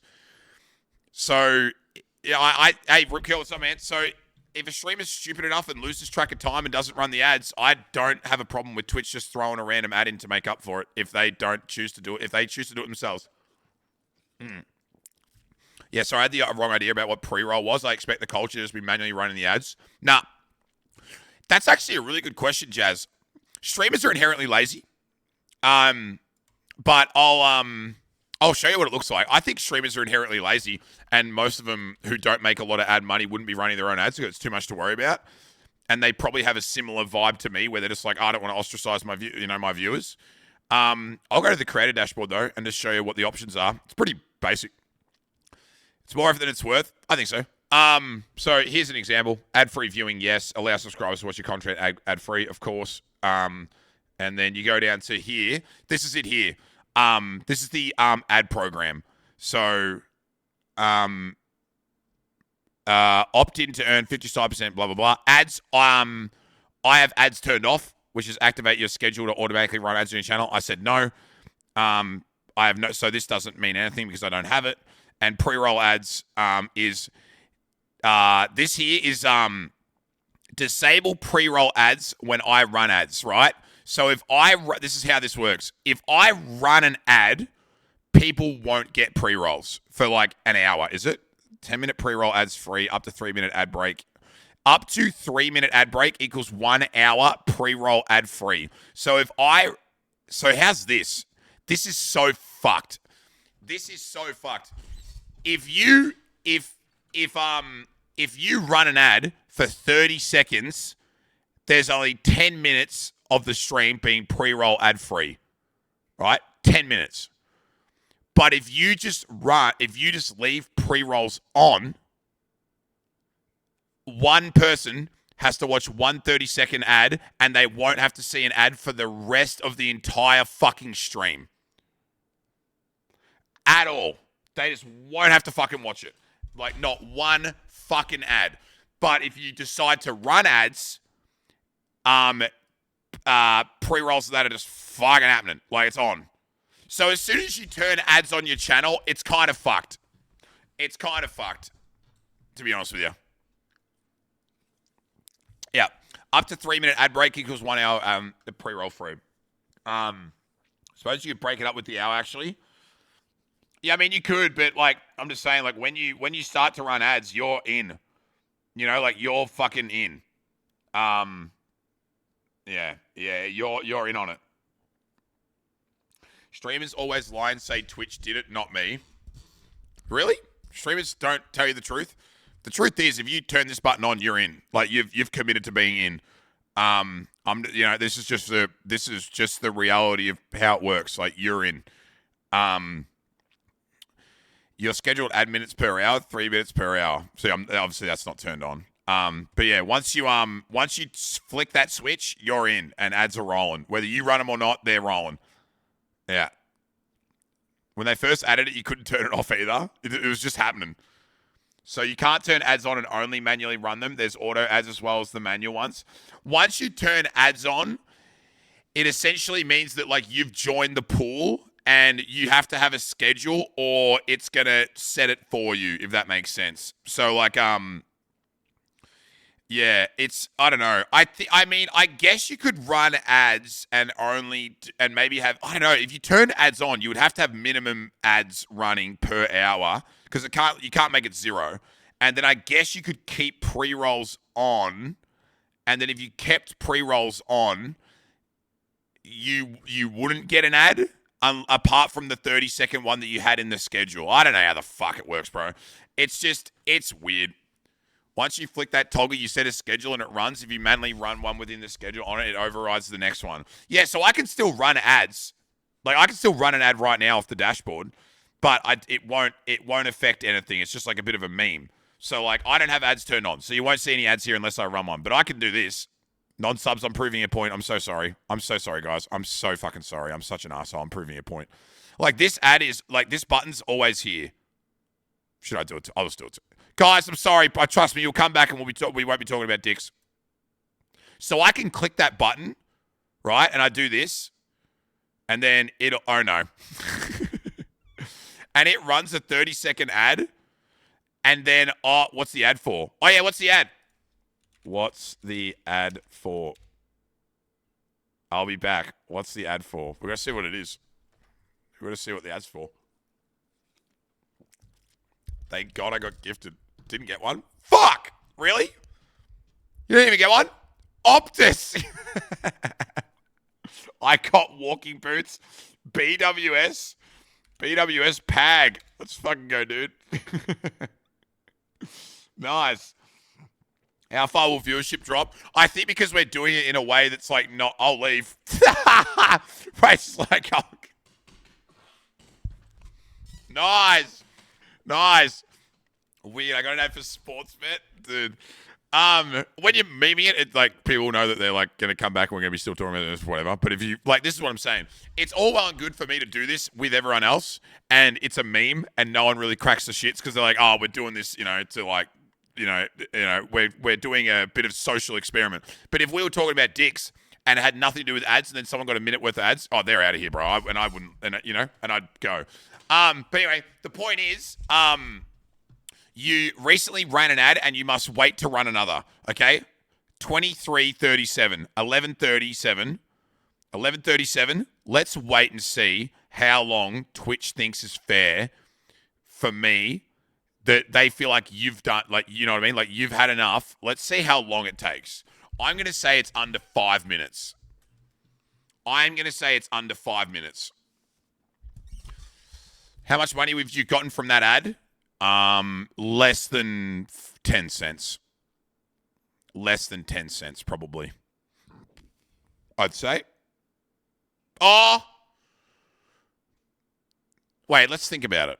If people are making $1,000 a month from ads and they're streaming 120 hours, they're making $8.30 an hour off ads. Divided by 6 minutes, they're making $1.38 every minute of ads. Divide that by 2 for 30 seconds. So I might have made 70 cents. I would say I made between 50 cents and $1 off that ad just then.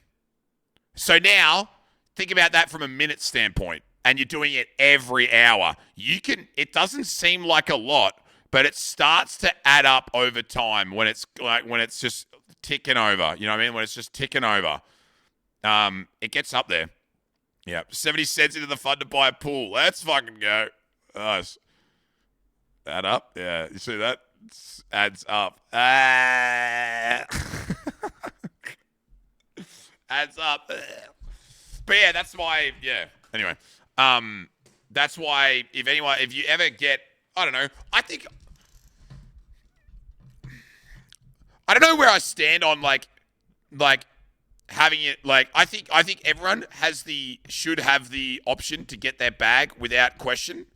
But fuck! When it comes back, click it again, Limau. Fuck! Oh my God, look at it. Wow. Look at it. Isn't that crazy? Whoa. Whoa. That's cool. Yeah, I'm not clicking it. I'm not clicking it. You just paid for me not to click it, you dickhead. It's $2, bro. Look at it. Wow. That's progress. That's sick. Yeah, I don't know where I stand on it. I don't really care that anyone gets their bag. I don't know. I feel like if I was a viewer and I really liked a streamer, my take would be I hope they have consideration towards the people that are viewing their content who can't afford to subscribe or pay to not see ads. That would be my that would be my one thing that I would like. I would never question it. I would never criticize it or anything. I'd just like to hope that there was like a duty of care to the people who can't afford it, you know, for every streamer. Because not everyone just watches one streamer, you know. Even if you are like, oh, yeah, like $5 is nothing. Yeah, but what if I watch 10 streamers? $50 is a lot of money. I felt dirty. I felt dirty watching that 30-second Spaz grin. Dude, thanks for the 13 months, man. I felt dirty. Nice, bro. Nice. I appreciate it, man. Thanks for the 13 months, dude. That's sick.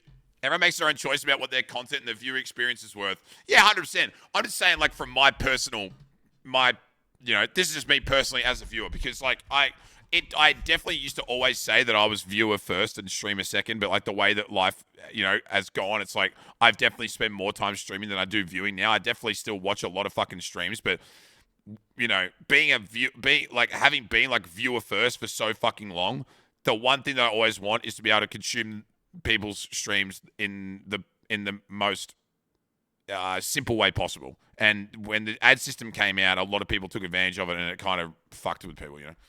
It kind of fucked with the viewing experience a lot. But I still sub to the ones I really like. Yeah, Jace, of course, man. Yeah, absolutely. And that, you know, 100%. 100%. And that's the way it should be.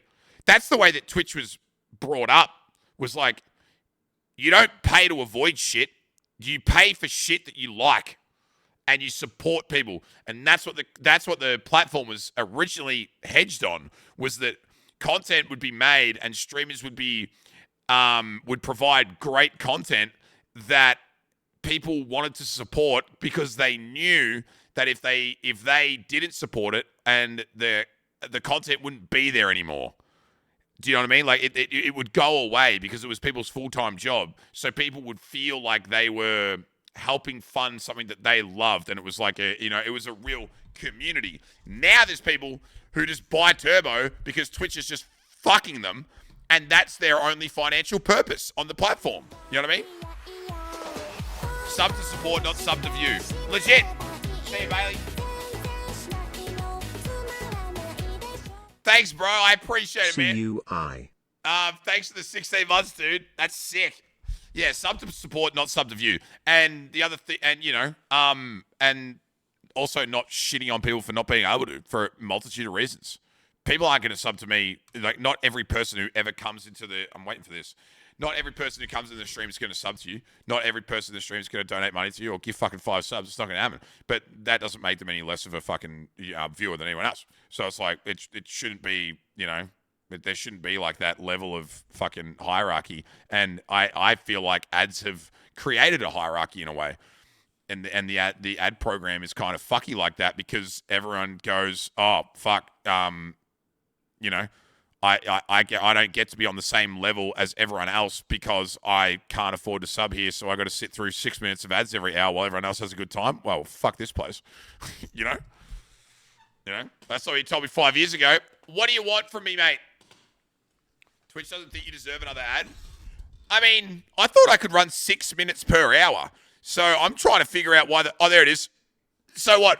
6 minutes? 6 minutes for 30 seconds. It's been 10 minutes. Yeah, nearly 10 minutes. Or bang on 6. 10 times 6. But you can run... Dude, I'm pretty sure that you can run... Look at this shit. Look at this shit. Oh, thanks, Milky. Jay, you want to see this?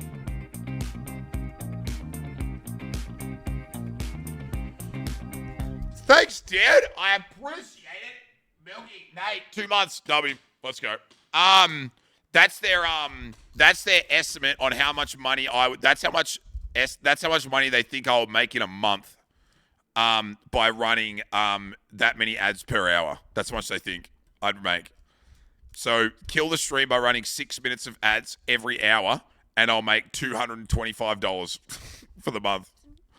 It's always way more than that because they're not really allowed to estimate overs for obvious, because if they promise or estimate overs and you don't get it.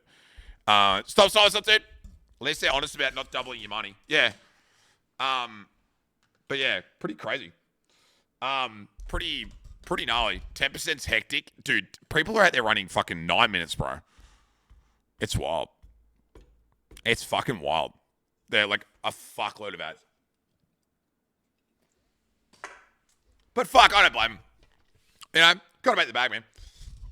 No industry goes into so much depth. Like, no one knows how Sunrise is making, how much Sunrise making on ads responsive segments from Why Sunrise do that themselves. when you can get a 100 mil deal for Kick? #Kick Revolution. You are the prototypical fucking Kick viewer, Joey. You have no idea. Unbelievable disillusions of grandeur and just an absolute spoonhead. Like, you are perfect for him. You could work there, honestly. You're a W viewer. You are it, honestly. You are it. Brody, mate, this old lady get a birthday shout out? Happy birthday, dude. Phil's birthday, man, guys. It's Lily's birthday. Get around her. Big. X5 have got an equity as part of the 100 mil. I hope he did, because they're going to make it. They're going to do well. They're going to be fine. I don't even watch Kick. I'm just here for Twitch's downfall. It'll be a while yet. It'll happen. Maybe 5 to 10 years, but they got a little bit longer left. They'll be all right. They'll be fine. All right, listen. Now comes our favorite part of the week, where we all argue about what movie we're going to watch in Discord. Oh, fuck. Connor. The poll one. We're not watching the poll one. Titanic. Dude, I understand why. I understand why people want to watch Titanic, but you also don't understand that it's fucking 3.5 hours long. So even though we'd probably have like 80 people start it, literally fucking 5 people would be there at the end. It just, no one would stay. It's too long, bro. It's too fucking long. Yeah. And it's shit. It is kind of ass. I'm not going to lie to you. It's kind of bad. We could watch another movie about a submarine, though. What's that movie about the people under the water that are trying to get out? There is another movie like that.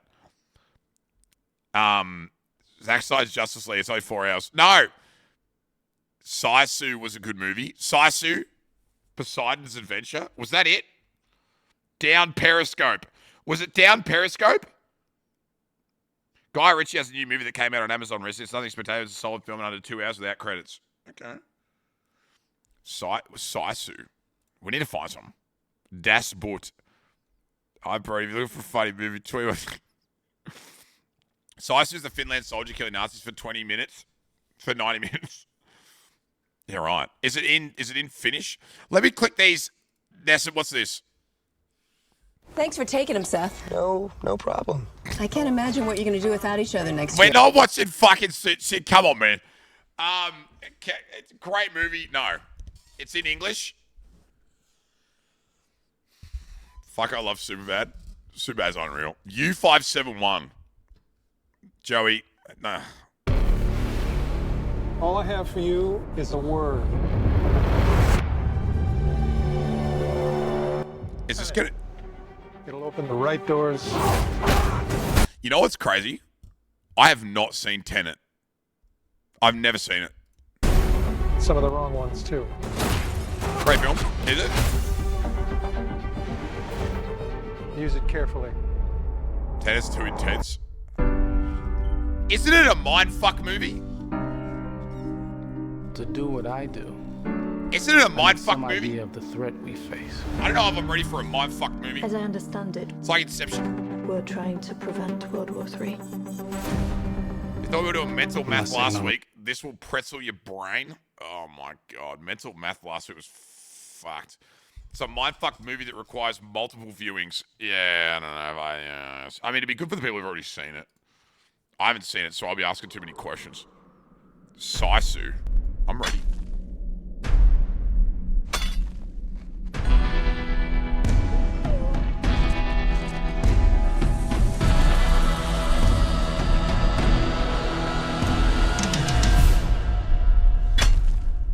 Oh! We watched the trailer for this. It looked cool.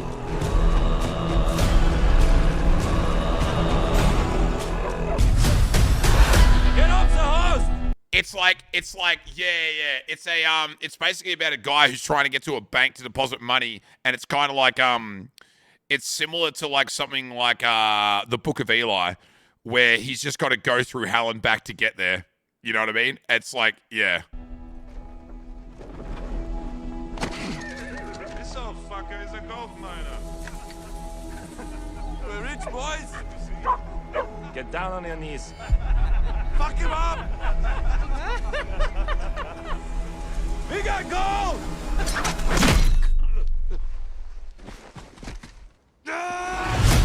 Could be a cool action movie though.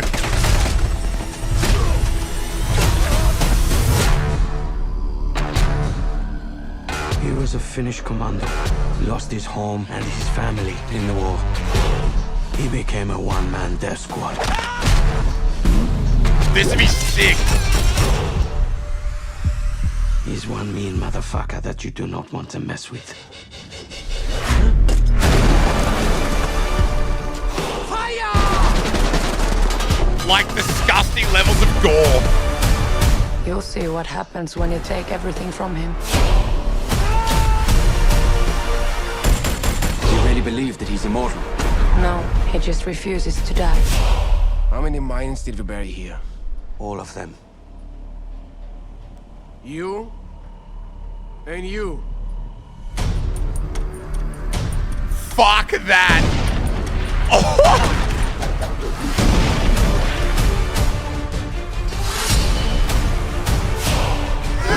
The most fun you can have watching Nazis get destroyed. This is not about who's the strongest. This is about not giving up. We have a word for that in Finland.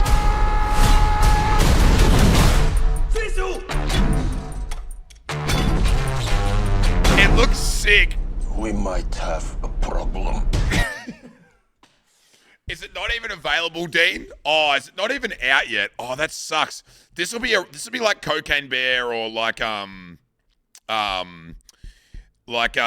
those kind of movies where you're not going in thinking that you're going to be telling people it's the fucking best movie of the year. It's just going to be dumb fun. Everyone gets a laugh out of it, and everyone gets to go, holy fuck, like just shit like that. More fun than anything.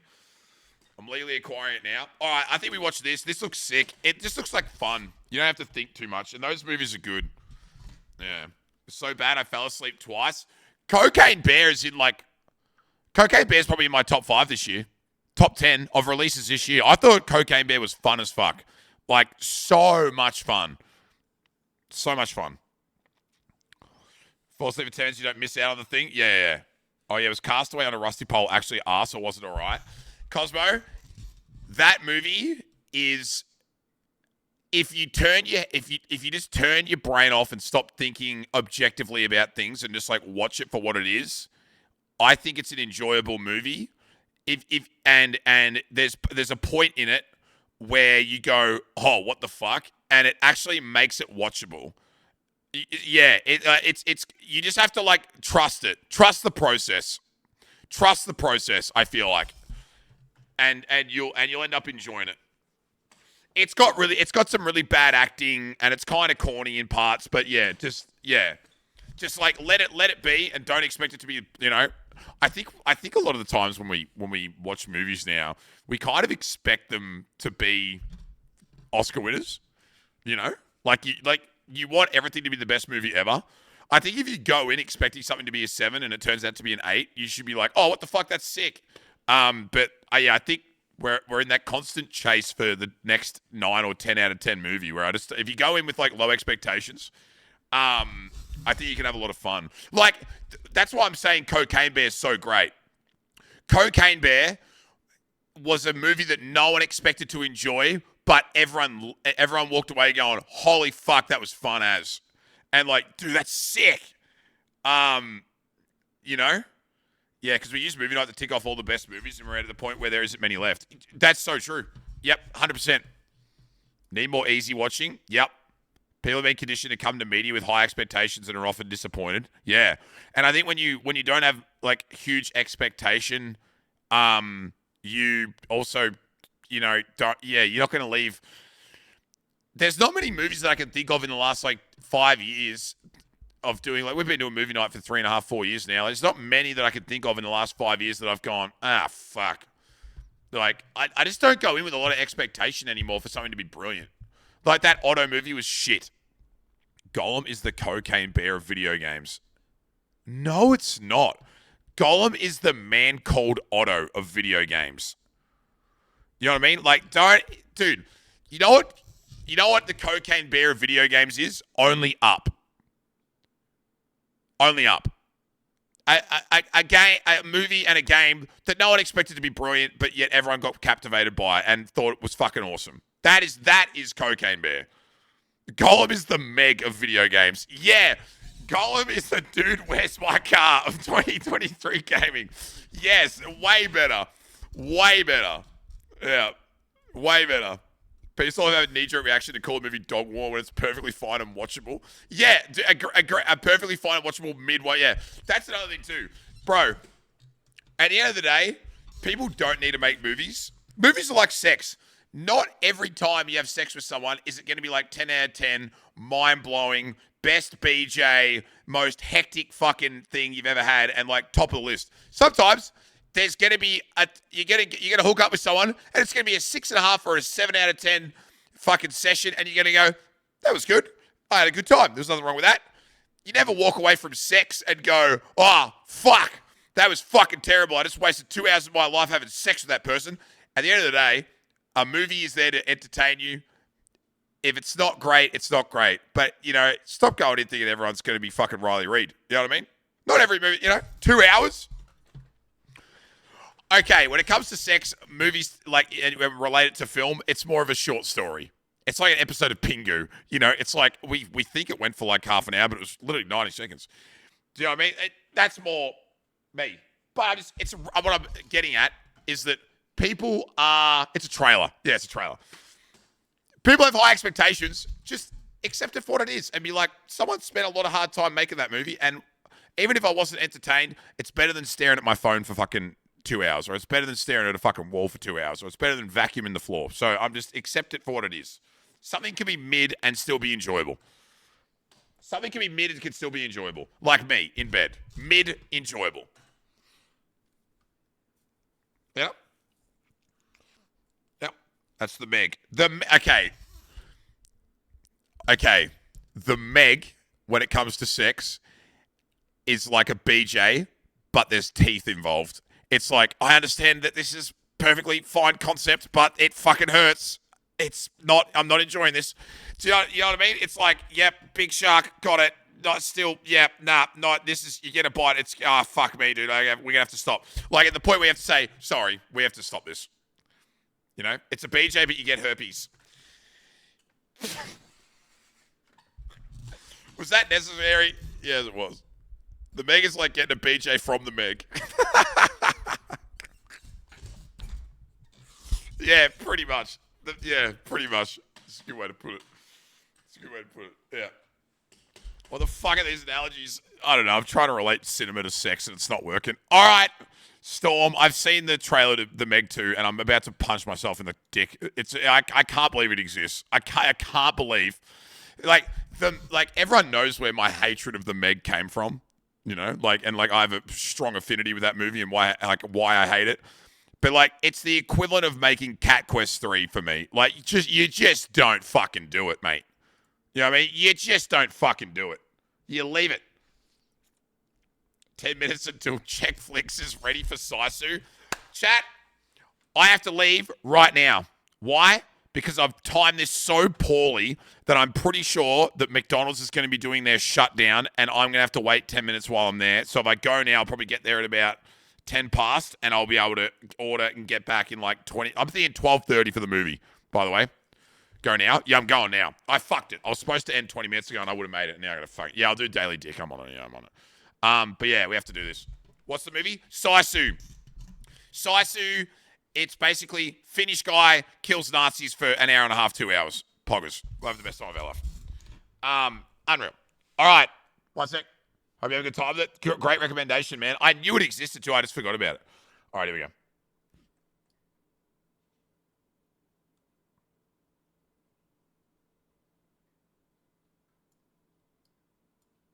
I feel pretty good, but I might have gone under on the shaft. Yeah, I knew it. I felt good, and I knew I went, oh, dude, I'm getting so much closer, bro. Dude, it's literally this to this, and if we get that, it's on. It's on. It's always that side. I know. Yeah. Even a chode is acceptable. Anatomy, right testicle bigger. I know, we're getting there, though, bro. It's going to happen. It's going to fucking happen. Day 103. Day 103. That's a good one, bro. That's a really good one. Fuck, we're so close. Yeah. Never been a... Galaxy, what's up, man? Thanks for the follows tonight, man. Appreciate it. I know, this was fun. I had a really good time tonight. I had a great time. I don't even feel hungover anymore. This was great. This was great. Yep. Penness. Nice, good job. Nice. Has he connected the shaft to the balls yet? Yeah, once or twice I've got there. I'm just not very good at it, you know? Yeah. You're welcome. Thanks. Cooking tomorrow. I am not going to lie to you. I have no fucking idea what I'm doing this week. I have no fucking clue. I'll definitely paint probably, and then I'll definitely... Yeah, I might do cooking tomorrow. What do you want to make tomorrow? Cooking on one leg? Oh, true. If my leg's fucked, I'm not cooking tomorrow. I was about to ask that. Like, what am I doing this week? Yeah, nothing. I'll go through the... There's some games that I want to play. Okay, I want to play Battle Bits. Does anyone want to join a Battle Bits lobby with me? I'll just like add everyone to my party on Steam. We'll just play Battle Bits. Anyone want to play? It looks funny. Battle Bits is so fun.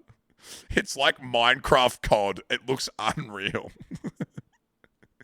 It looks so much fun. There's like 130 people in a lobby. BattleBit has no right being as fun as it is. Yeah, it looks sick, dude. And it's got prox chat. It's Roblox Battlefield, and it's got proximity chat. I actually think it looks so much fun. Honestly, we can do that. Yeah, I've got no idea what I'm doing this week. I'm sure there's a bunch of shit we can do. Right? I don't know, man. We'll run it up and figure something out. I don't know. I'll play Fortnite. I don't know. 127 versus 127 is crazy. Dude, I'm going to be fun as fuck. Do some pain. Do some meal prep if my knee doesn't feel too bad. Yeah. Hooker Cafe. Oh, we've got a bunch of simulators too that I put on the wish list. I might play as well. Yeah. Speedrun only up. You know what the problem is? No one else is doing it. And I can't really do something if no one else wants to do it with me, if that makes sense. Like if I was trying to beat someone, it would make sense. But the only person I know who's doing it is Mason, and Mason is like a freak at it, and he's already at like 30 minutes. You know what I mean? So it's like I could try and get a sub-hour run, but I don't think any of my friends are going to do it and want to play either. So I don't know. Valorant ranks reset this week. Oh, do they? Huge. Can you do Overwatch placements again now the Bronze 5 bug is fixed? Is Overwatch reset? I could do Overwatch and Valorant on the new act. Do Valorant and Overwatch in the same night. I don't mind. Yeah, I do that. You don't redo placements, though? It just places you again. Okay. Recently. Oh, we do that. We do whatever. Yeah, I'll just do a bunch of shit this week. I'm kind of like... I've been really enjoying being like flying a little bit like with whatever. It's been really, really fun. You know, like last week, just doing all the demos and shit. It was just sick. Like, don't get me wrong. I love doing like structured stuff, but like not having necessarily as much shit to do and just kind of being like random with it is kind of nice. I've been enjoying it a lot. So I don't know. I'm not as stressed out as I used to be about not having something planned. Yeah. You're being active so you get new placements. Okay. Got it. All right. Who the fuck? Oh my God. This is perfect. Oh my God. This is so perfect. This is the easiest raid message of all time. Literally, what are you waiting for? This is the easiest raid message of all time. This is the easiest raid message of all time. Elise is playing, Jason! So easy, bro. So easy. Heavy Rain, great game too. I think I played it twice on stream now. I played it when I was really small, and then I played it. I played it last year, didn't I? Did I play it last year? I feel like I did. Like I played it again, like the remaster for PS5 or something. Yeah, I think so. Yeah, I think I did play it last year just to run through it again because it had been so long and just to remember it. And I fucked it. I got the fucking KOAS one. I got the ending where he fucking shoots himself in the head. I full fucked it, dude. I full fucked it. How many Detroit playthroughs did you do? 2 as well. Yeah. The only games I've played twice on stream are Detroit Become Human, Heavy Rain, Buck. Yeah, I've done Beyond Two Souls. Not twice, only once though. Story games I'm talking about. Like as in linear games. I don't know. I think it's only those 2. We do not talk about the second Detroit playthrough. Detroit Become Human second playthrough. I killed 6 characters. It was embarrassing. It was actually embarrassing. Everyone thought I was doing it deliberately to take the piss, and I'm like, dude, I literally just don't know how to play the game. It's fucked, and everyone got so mad, so fucking mad. Bro, 26. Oh yeah, I killed Kara. That was brutal. That was actually so fucked. Come. You're gonna miss your Macca's window. No, I got it. Crew, thanks for the 26 months, man. Bad for the channel. Thanks for all the love tonight, everyone. Some of the shit we talked about tonight was lit. I had a really good time, and it's always fun messing around. I appreciate it very, very much. Absolute Juicer movie night coming in about 25 minutes. If you want to join the Discord and you want to watch a movie with us, feel welcome to !Discord. And if you want to hang around and talk shit after that, you can. Or you can just fucking leave as well. I don't, But if you want to watch a movie with us, legally acquired 1080p movie, come hang out, man. We'll be there. And then, yeah, I'll be live again tomorrow. I'm not going to, thanks, dude. I'm not going to say what's going on tomorrow or coming days. I'll kind of try and work it out over. I've got the bank appointment tomorrow. I got to go talk to the fuck. So I got to go do that, and then I'll figure out after that what the fuck's going on. It's Jesus Christ. Hopefully it ends up with a good result. Anyway, adulting, yeah, got to get that pool organised. So yeah, I'll be live at some point, 6:30, 7:30. We might do battle bits with chat and fuck around. And then I'll think of some other stuff. But yeah, I probably won't be meal prep Mondays just because my leg's still fucked. We might do it on Wednesday or something if I start to feel better. But anyway, I'm gonna stop talking shit. Come say Jason to Elise. She's playing Heavy Rain, and then I'll see you in Discord. As always, my fair feathered friends. DOS. Bye forever. This is my last stream of all time. I'm never coming back. Thanks, man. I appreciate it. The 2 things that are necessary, a BJ with teeth and something else. I don't know. I joined late. Bulk build trips to Geelong and 0 ethics and morals. Yeah, dude. True. Yeah. 0 ethics and morals. And a broken leg. Thanks. Already dreaming about having 140k in the bank and not having to stream. A blowjob from a great white shark and a pool I can't afford. Perfect. Thanks for all the love, man. I appreciate it. All the follows, all the resubs, giftos, everyone. It's always a great time on Sundays for us to reflect, reset, and recalibrate. And we shoot into the shit tomorrow. Thanks for a great week again. I appreciate you. Thanks for letting me take a shut. Fuck off, Dean. Thanks for letting me have a night off last night to go catch up with all my friends. It was a great time. I'll be back tomorrow and I'll be here all week. And we've got the bye next weekend from footy, so I'm probably here for like the next 10 days straight. Everyone's going to get fucking sick of me. Holy shit, gotta go. Bye!